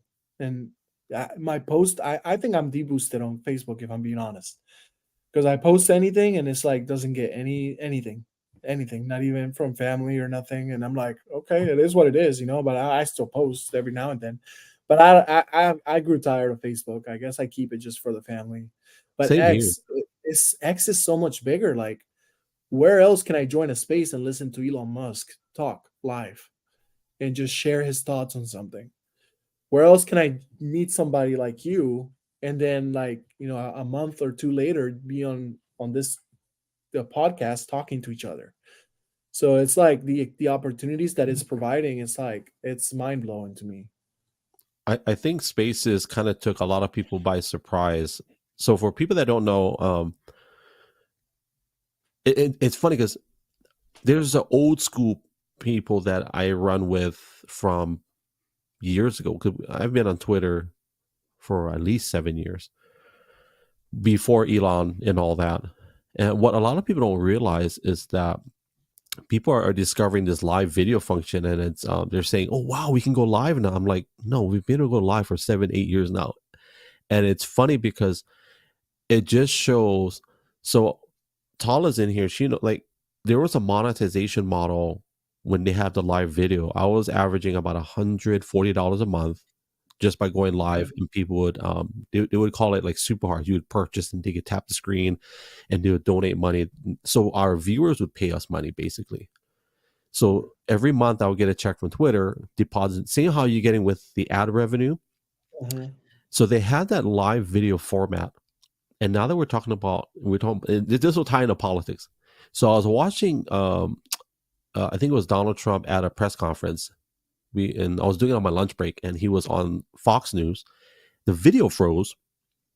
I'm like, what the heck? So we went to CNN, and the video froze. It says, "Please pardon the whatever. We have technical difficulties." Well, if you know, I'm gonna turn on my phone, and he was live on at the app was called Periscope, which Twitter owned, and Mm. we were watching it live, and it was live. Somebody had a cell phone at the press conference, broadcasting the press conference. There was no technical difficulties with the person's cell phone, but it was so ironic that both networks could not get a video feed. And what Trump said in that press conference was something that wasn't nice. It wasn't favorable for the mainstream media. And I remember Mhm. that moment. And like, these guys are dirty. But then I never thought Mhm. about how big this really is. Because when Elon released the Twitter files, it all started to make sense to me. Because what happened was Twitter got rid of the live stream app portion, what I was talking about. It was so amazing. Like, I could literally go to any country in the world. I would go on my phone and say, I want to go to Japan. I want to go to Hokkaido. I want to go to Osaka. I tap on the screen, the little red dot, and it would take me right there, and that guy is live. If you didn't see my friend David Osaka, my podcast with him, that's how I met him, was through the Twitter live video function that they had, which was another app name. I think they got rid of that because during the election cycle, anybody and uncle, grandma, whoever could take the cell phone and give you a live video feed of what is really happening. And the mainstream media had no power or authority to shut it down. Mm. And I think when Elon released the Twitter files, I said, "Oh, now it makes sense." Because everybody was like, "Why would you get rid of live video and go to audio?" That makes our minds are like, "What in the heck are you doing? You're getting rid of live video. I can't go to Japan anymore. I can't watch somebody." Dude, we had guys live streaming on the bottom of the Florida Keys with GoPro cameras, live streaming it live. You can look it up. Their name is Dan. Oh, I forget their name now, but they were the first people to live stream in the world using Twitter, X, Periscope, the app. People would skydive. A guy he live streamed from a helicopter. It was a pilot. They got rid of all of that capability of live video, and they went to audio, and they called it Spaces. And we were like, "What the heck is going on?" Like, that makes no sense. And the guy who pioneered the audio, his name is Kayvon Bakor. Kayvon Bakor is the founder of Periscope, the live streaming app that Twitter bought for $120 million. Twitter paid $120 million for this technology, only to shelve it in 2021. And they used that guy to usher in what we now call Spaces. And it made no sense. Ask anybody that's a live streamer. They're like, why would they go cut out the video and go to audio? I'm not casting. Spaces is great. I love it. It's amazing. But I think we can all agree that audio is amazing. But we know that live video, the visual, you can't beat it. How many of us would? I mean, seriously, would we really be involved in an election if it was all audio? I don't think so. Like it's, and I'm not promoting pornography in any way, but do we really think pornography would be successful if it was only audio? Right. It's a visual, it's video. So when we saw that they got rid of that, it's like, oh, it's what my opinion, it's a censorship deal. It's like, you know what? And when he released the Twitter files, when Elon released that, and I think Matt Taibbi, I think his name is. I think so. He published it. And then it made sense that it was on that grand of a scale to shut things down so people didn't have a voice. They didn't have the ability to really show the world what's going on. And that's just my opinion. I really went a long tangent on that, but we're talking about how you got involved in X, and then when Elon bought it. I totally agree with Elon. Like, I'm not going to say he's in the same category as Trump, but I almost feel like he could be if they can't shut him down, shut Trump down, if Ramaswamy ever gets into that box with them, what are they willing to do to these men that are going against the establishments? You know, and I'm not wishing that on anybody, but, you know, Elon is definitely... the last one he said to, I think, the Bob, the CEO. Yeah. Oh, yeah. He got serious with that one. Yeah, but he didn't walk it back. So he didn't. We know that he's standing for something. And you know, the media's trying to spin Linda Yaccarino as like, oh, she's, you know, got no power or authority. I disagree. I think that's why Elon brought her in. You know, because I think she's doing a good job personally. But from what I've seen, I think she is. I just wish they would bring in, and maybe tell me what you think. So when it comes to live audio conversations and live streaming, and we're not talking about comfort zones, what do you think live video is going to play? How is it going to play out next year, do you think, with X? Oof. I think it's going to be pretty big. I mean, look at all the people that live stream video games, you know, all this and that. And I think this is going to open another, you know, source of income for some people. And so I think people will jump at it. And especially if they promote it well. And I see X growing even more in the next 5 years. With everything that Elon wants to do, and the financial stuff that he wants to do with it as well, and then obviously the live video, and then Spaces, I don't think it's going to go away. I think it's a cash cow, and I always suggested this. I've always talked about this for years, and Twitter, Periscope, X, they never did it, or maybe not yet. But like even right now, if they gave us an option to opt in for ads, kind of like how Twitch, I'm not sure if you've ever been on Twitch, but if we were live on Twitch, my viewers would have to watch an ad for like 15 seconds before they can come into my live broadcast. The only way they can opt out of the ads is if they are a subscriber to my channel. So guess what? I get $5 a month from that viewer. They don't have to watch any of the ads. Or another form of monetization for live streamers is let them run a banner on the bottom of the screen that'll promote Coca-Cola or F1 racing, or come visit Colombia, go to Colombia.org. You know, like you can do rolling ads like that, and it'll be a cash cow. So you've got ad revenue, but you also have subscriber revenue.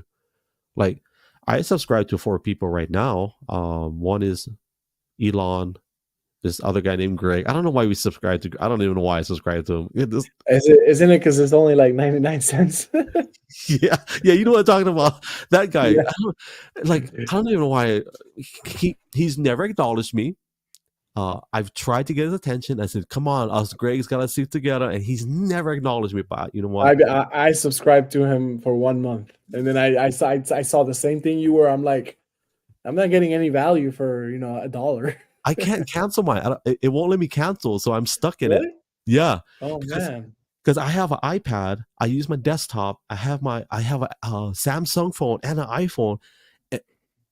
Stupid. It's a stupid mistake because every time I try to cancel, they say, "Oh," it says, "Oh, looks like you subscribed using a different device."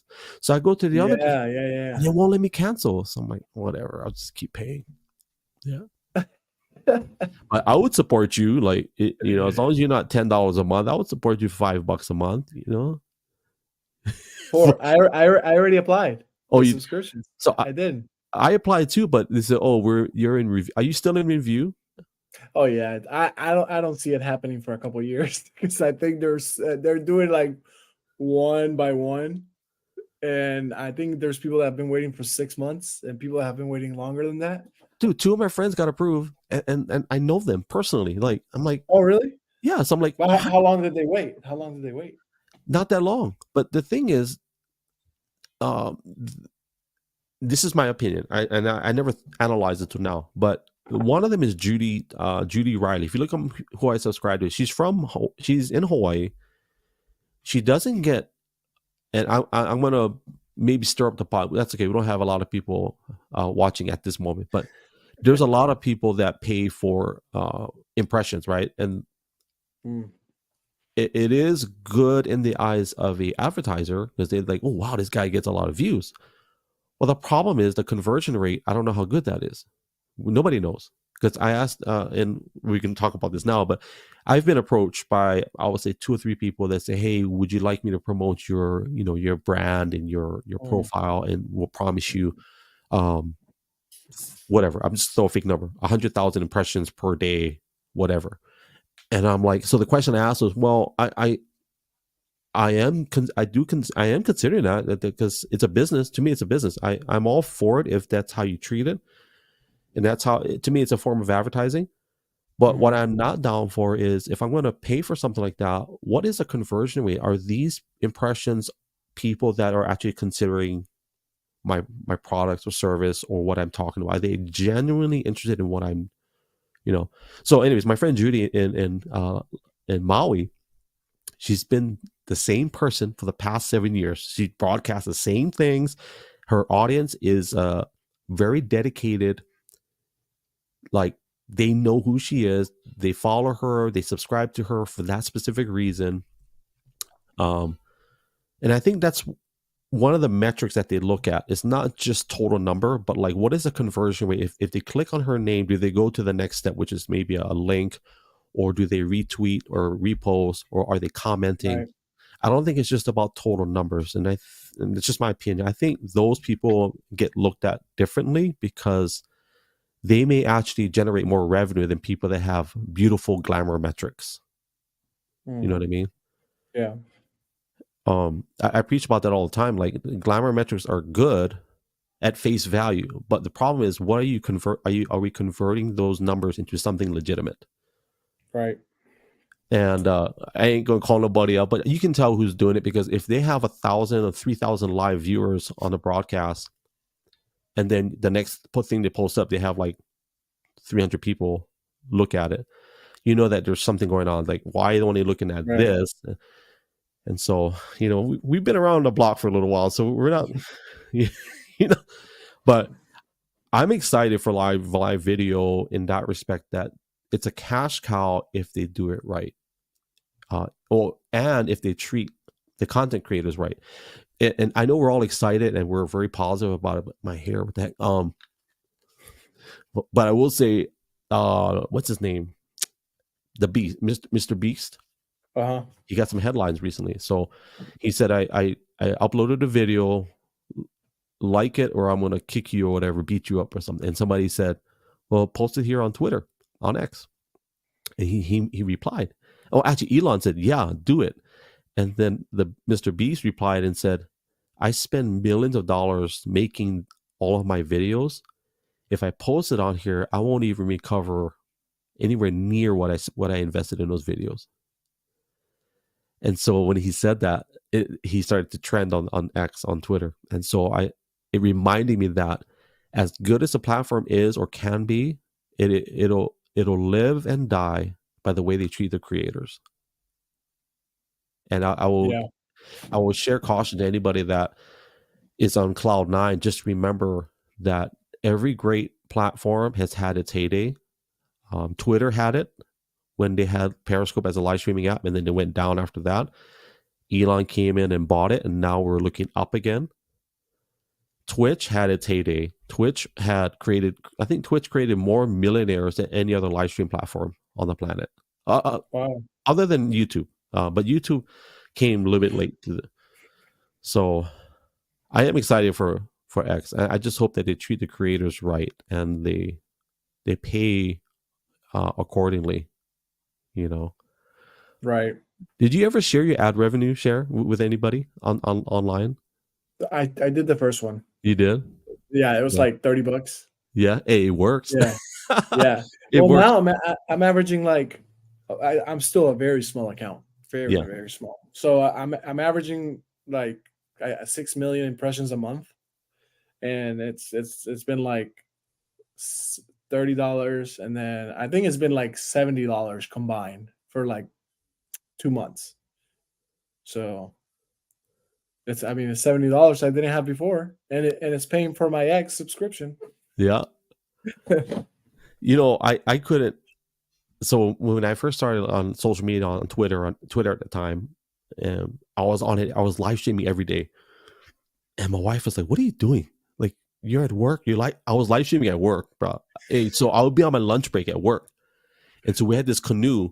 So we take the canoe out and we'll go to these. If you watch my video, you'll see it. But we'll take the canoe out to the islands. And we go canoe surfing on my lunch break, and I'll live stream, Okay. us in the ocean. And so, anyways, my wife was like, "What are you doing? If you're going to be spending all this time, you better figure out a way to make money on this." So, you know what we did? We ended up buying Twitter stock. So, Okay. yeah. So that was our way of making money on social media. Well, that was way back in the day. I think we bought it at $16 whenever it was 16, and I think when Elon bought it, I think he was trying to buy it at $46 or whatever it was. But I couldn't wait for them to. I was trying to monetize, and I said, you know what? I'm gonna monetize myself, and I would encourage anybody, and even you, man. Like if you've got like you talking about the coaching and all, man, just do it. Like it's so Yeah.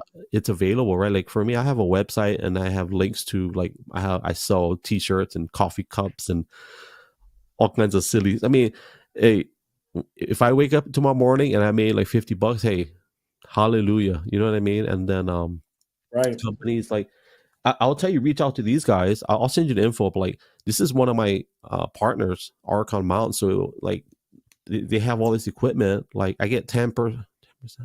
I forgot. I think 10% of whatever. If my followers buy products from them, and of course you give them a discount and all that stuff. Of course, my W energy drinks, but there's people willing to throw money out there. If you got content,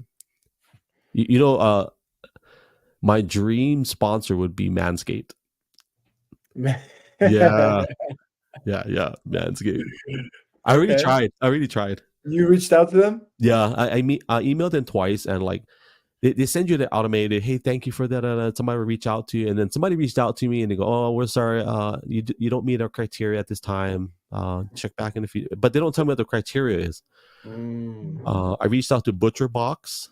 Oh, nice. Okay. Yeah, because I love to eat meat. So I think I emailed like so far 60 companies. And okay. And they all, how many reached out back out? About 20, maybe 20. But I've been doing this for a while. Like there's other companies. I was sponsored by a scuba company for like about 3 months, and I didn't make any money with them. So it's like, what's the point of me doing this? Like I'm fronting. What did it say? I'm just fooling people. Like, so I dropped that. My famous story is Pedigo. You ever heard of Pedigo e-bikes, electric bikes? They were a sponsor for 2 or 3 months. So they gave me a bike, and I used to live stream. I don't know if Tali remembers this, but Hey Karen, Karen's on here. But Yeah, so I used to ride this bike, dude, this $3,000 bike, and they gave me a bike to ride, and I would have to basically promote the bike. I would have to take pictures and do. I think at the time it Mhm. was like one post every 5 days or something, and then I would give a promo code for 10%. I think it was 10% off the bike, whatever. Well, the problem was the bike was the starter bike was at $2,500. So I couldn't get anybody to buy a bike. So it's like, what am I Right. doing? So I went to I think I forget her name, but the manager. I said, you know what, I can't get anybody to buy a bike. So I turned the bike back in, and I'm like, it was cool though. I will say that was a good experience. I learned like, hey, just ask. Some of Yeah. these companies are Yeah. really The worst they can say is no. yeah. Well, there's companies now that will pay you. Um, I'll send you the if I can find. I'll send you the link. I just applied yesterday, but they'll pay you to do not just ads, but like what do they call it? Strategic placement. Mm. So let's say like we're live right now. Like I'm just pretending, but like Sure is one of the brands I promote, but I don't get paid by them, right? So, but there are companies that will pay you to promote like putting stickers or whatever stuff like Right, that. So, right. Okay. but well, what's one more thing we should talk about before we? I meant to tell you. Well, next time we'll talk about it. But are you gonna actually? Before I ask that question, we should do a spaces. What we talked about earlier about the parenting, the Mhm. the whole fatherhood, and even faith. I think we should do one of those, Mhm. and we'll do it just. Have you hosted?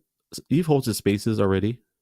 One. You joined my Oh, most successful one.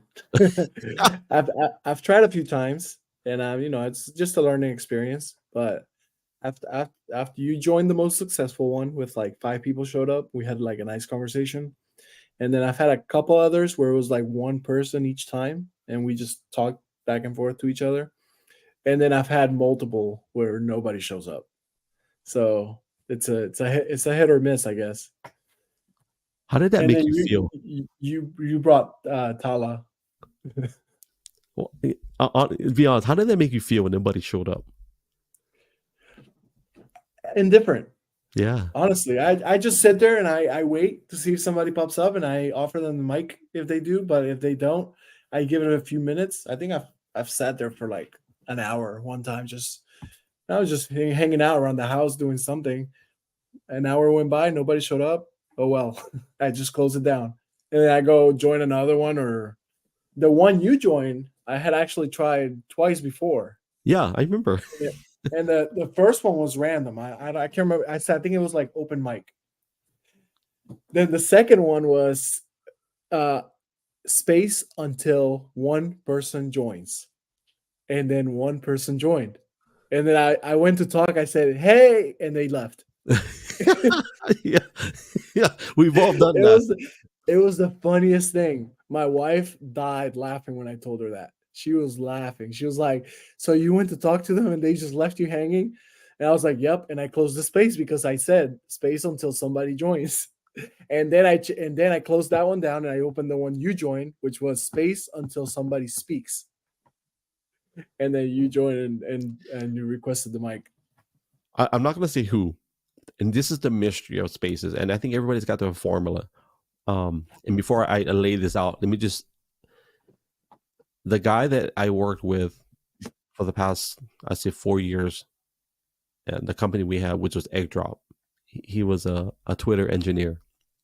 There's another guy who runs in our circle, and Tala knows him. We're all friends, but he was also a Twitter engineer. And they will both tell you that everybody's chasing this almighty algorithm in the sky and nobody knows what they're doing.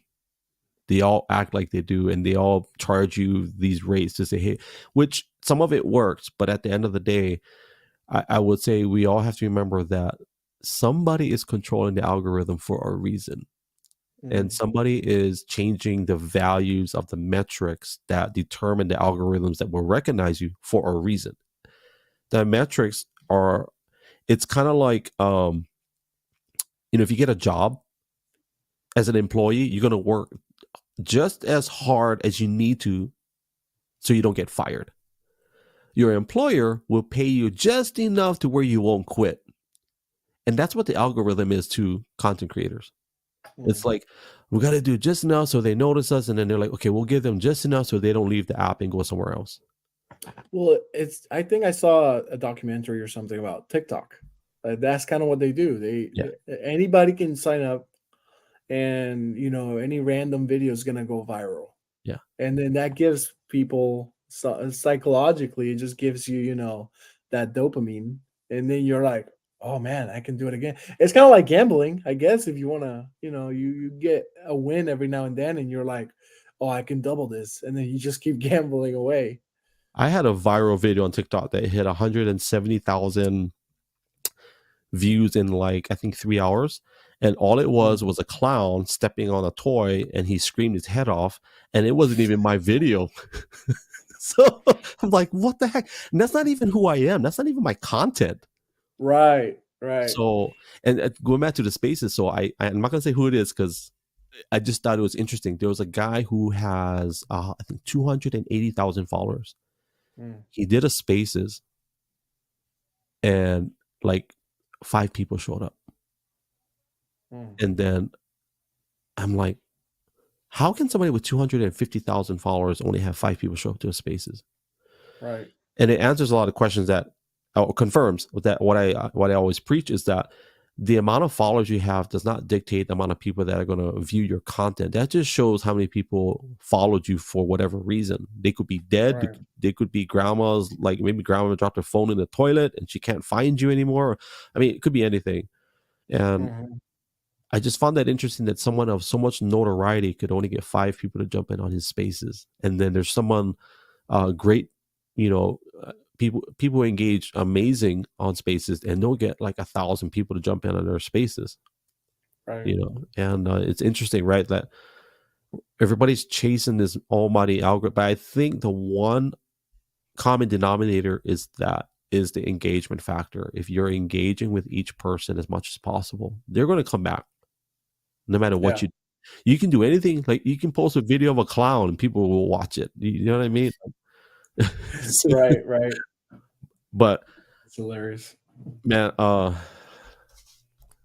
We got to do another one. I want to do this organic, bro. So I told Tala in 2024, we're going to do a meetup, organic meetup. We used to do a lot of these where we would travel to different places and we would organize whether a workshop or we would do a meetup, just a social.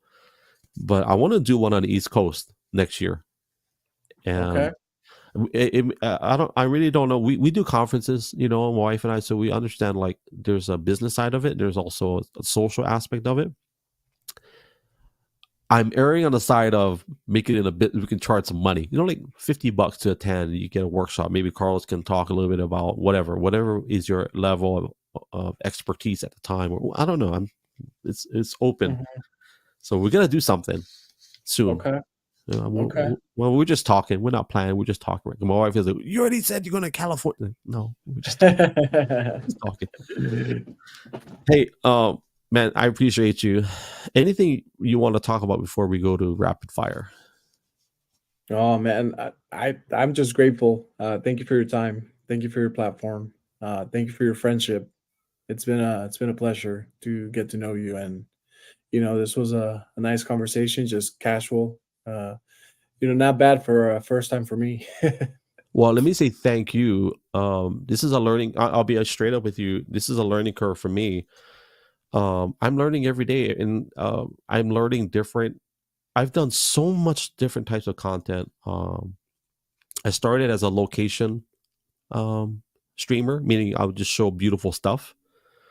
Then I went to informational things, teaching people how to do. I would do tutorials on how to live stream, tutorials on how to do and I did so many different things. And we've done a lot of giveaways where we would just, I'll be honest, I would do giveaways just because I wanted people to engage, and that was my way of doing it. And of course, we would bless people. We give them, chocolate from Hawaii, or I give away tripods and all kinds of stuff.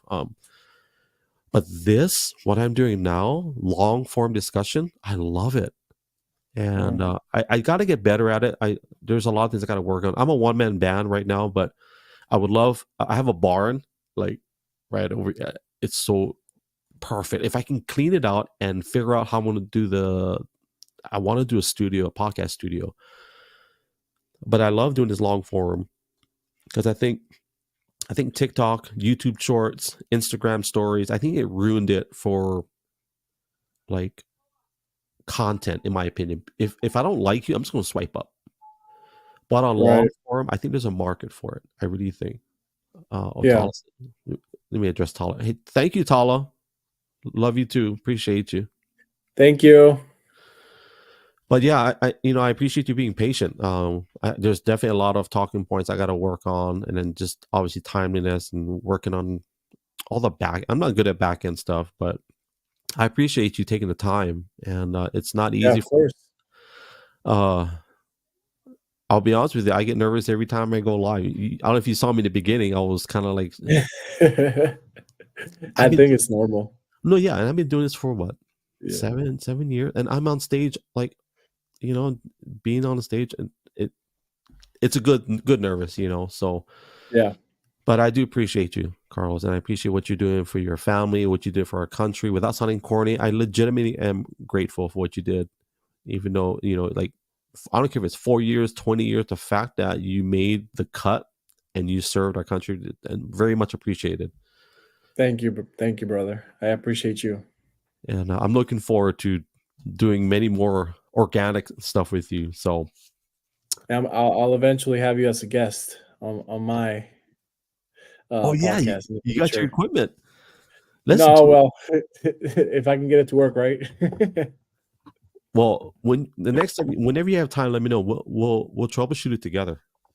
Okay, I sounds started good. like that. I have my USB mics back there, and I have the So what is yours wireless now? no. So this is I ain't gonna lie. I bought this for the visual aspect of it. Like this is my Shure SM7B.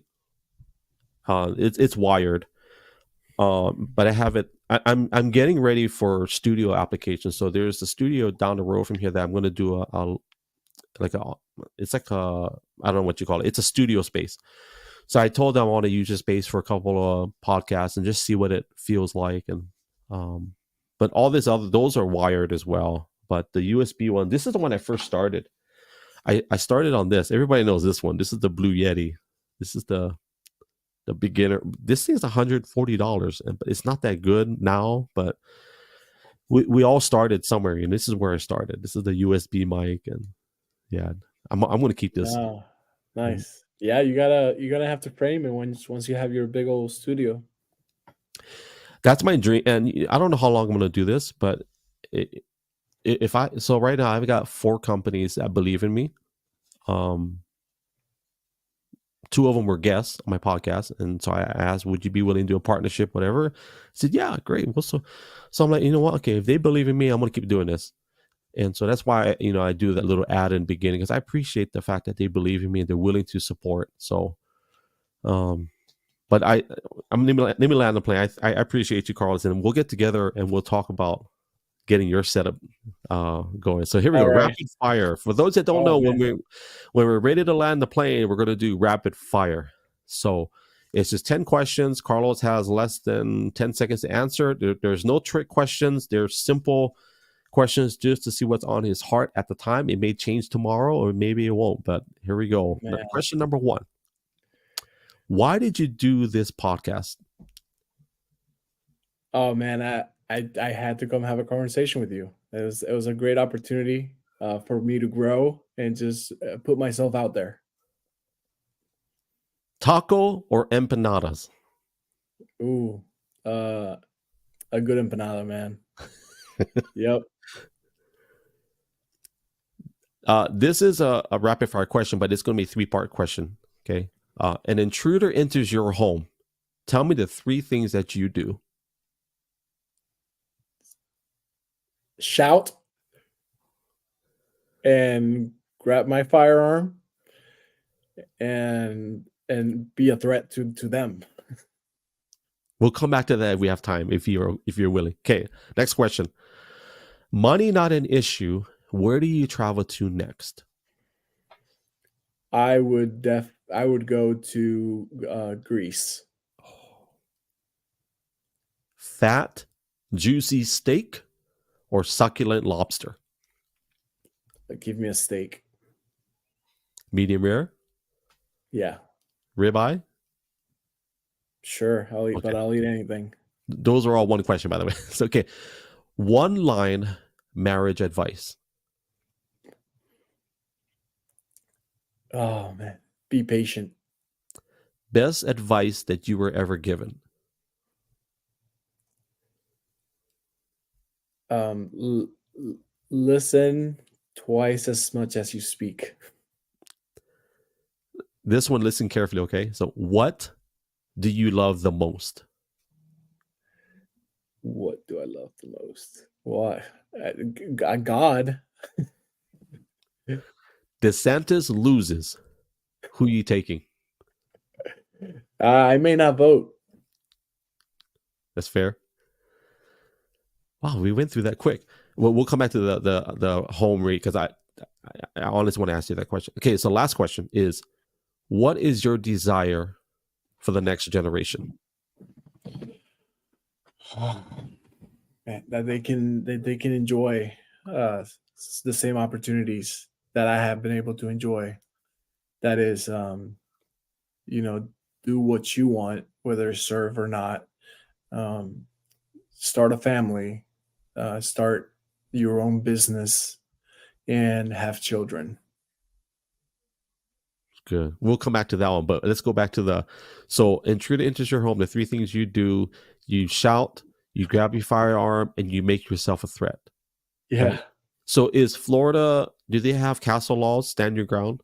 And do you know if they Yeah. do? Okay. Mm-hmm. So you don't have to retreat into a safe space first in the state of Florida. No, no. I don't know which state. I think Hawaii is one of them, but you have to retreat to a safe space before you even. Yeah, So you basically, if they're not targeting you, they're allowed to take whatever they want from your home. yeah.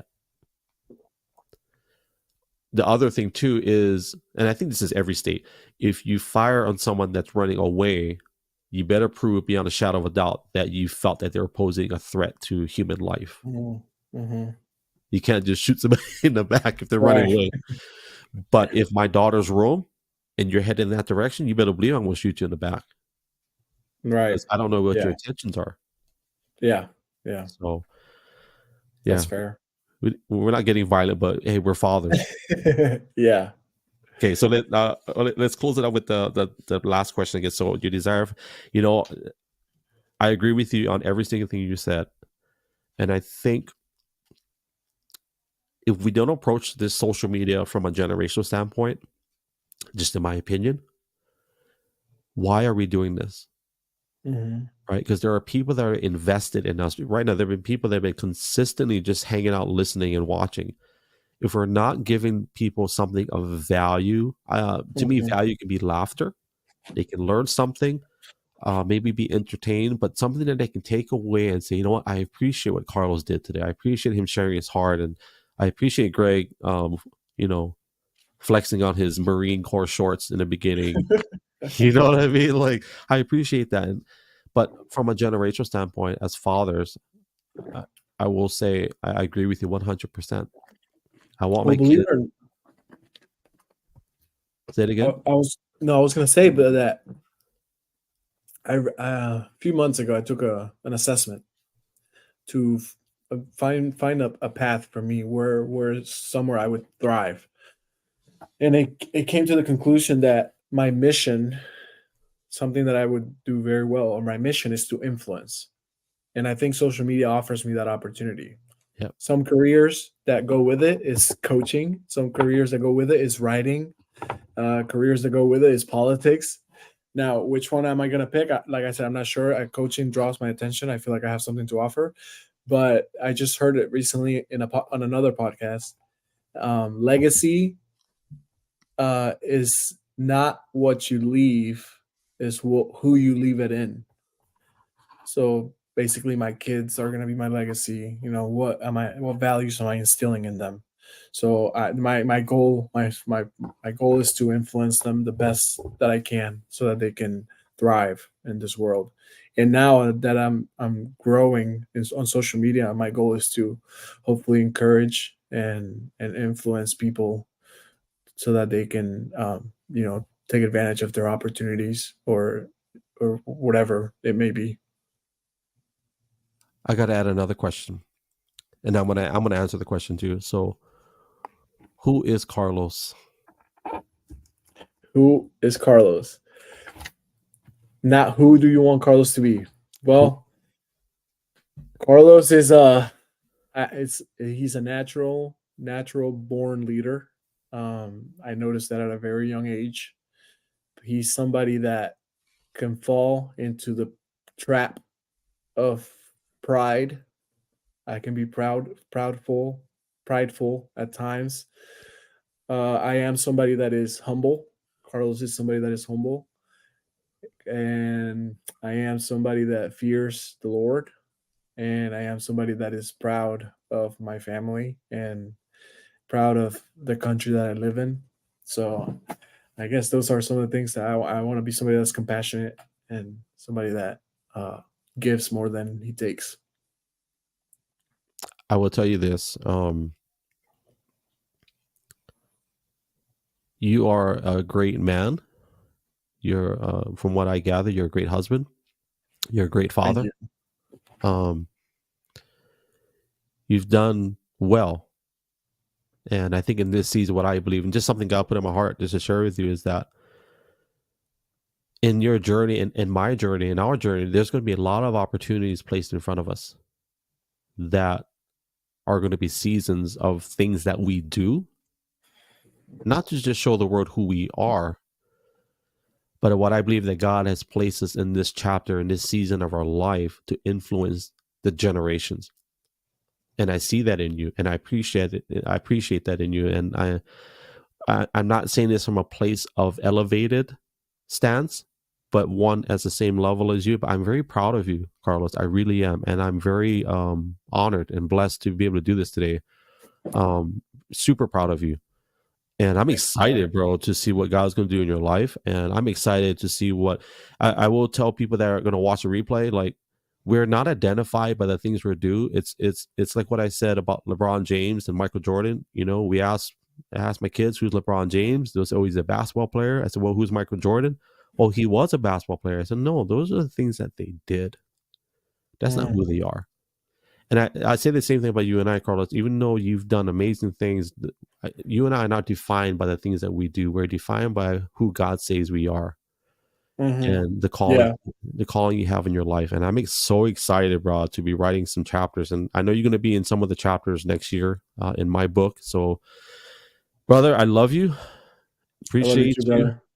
And I'm excited. Family, if you're not following Carlos T, his username is actually at Carlos underscore FL, which stands for Florida as Yeah, well. FL Okay. for Florida. Yeah. If you want to follow him on Instagram, you can follow him there. You can check out all his Daisy Duke shorts that he likes to wear because he's a Marine at heart. I, He's I a I Marine. just got back. I just got back to Instagram. Oh, I haven't been there in a long time, but I may hop back on. I'm promoting his Marine Corps shorts. If you don't know anything about, I'm telling you, research Marine Corps Marines and their shorts. They They're love called their shorts. skivvies. Just Skivvies. give me when I land the plane, Carlos, it's been a pleasure and an honor. And I'm gonna do my Thank you, bro. fancy video. Once we're done, we'll end it, and then you and I will be in the back lobby still. And I just want to do Okay. my formal, organic, personal goodbyes to them. So, Okay. Okay. Okay. You family, got we it. love you. Thank you for being here. Make sure to follow Carlos at Carlos underscore Thank FL. you. Man, it's been fun and I'm learning. You guys are learning. Thank you for being with us on this journey. Also, a very special thanks to W Energy Drinks, who are one of the partners, sponsors of this broadcast. Go to w.gg, buy your energy drinks, and also input gLO 808 for 10% off your entire order. On behalf of Brother Carlos and myself, we love you guys. God bless you guys. As I always say, much mahalo, and you guys have a blessed evening. Aloha. This is the awkward part where I'm trying to find a video. Where is it at? Here we go. All right. See you guys later.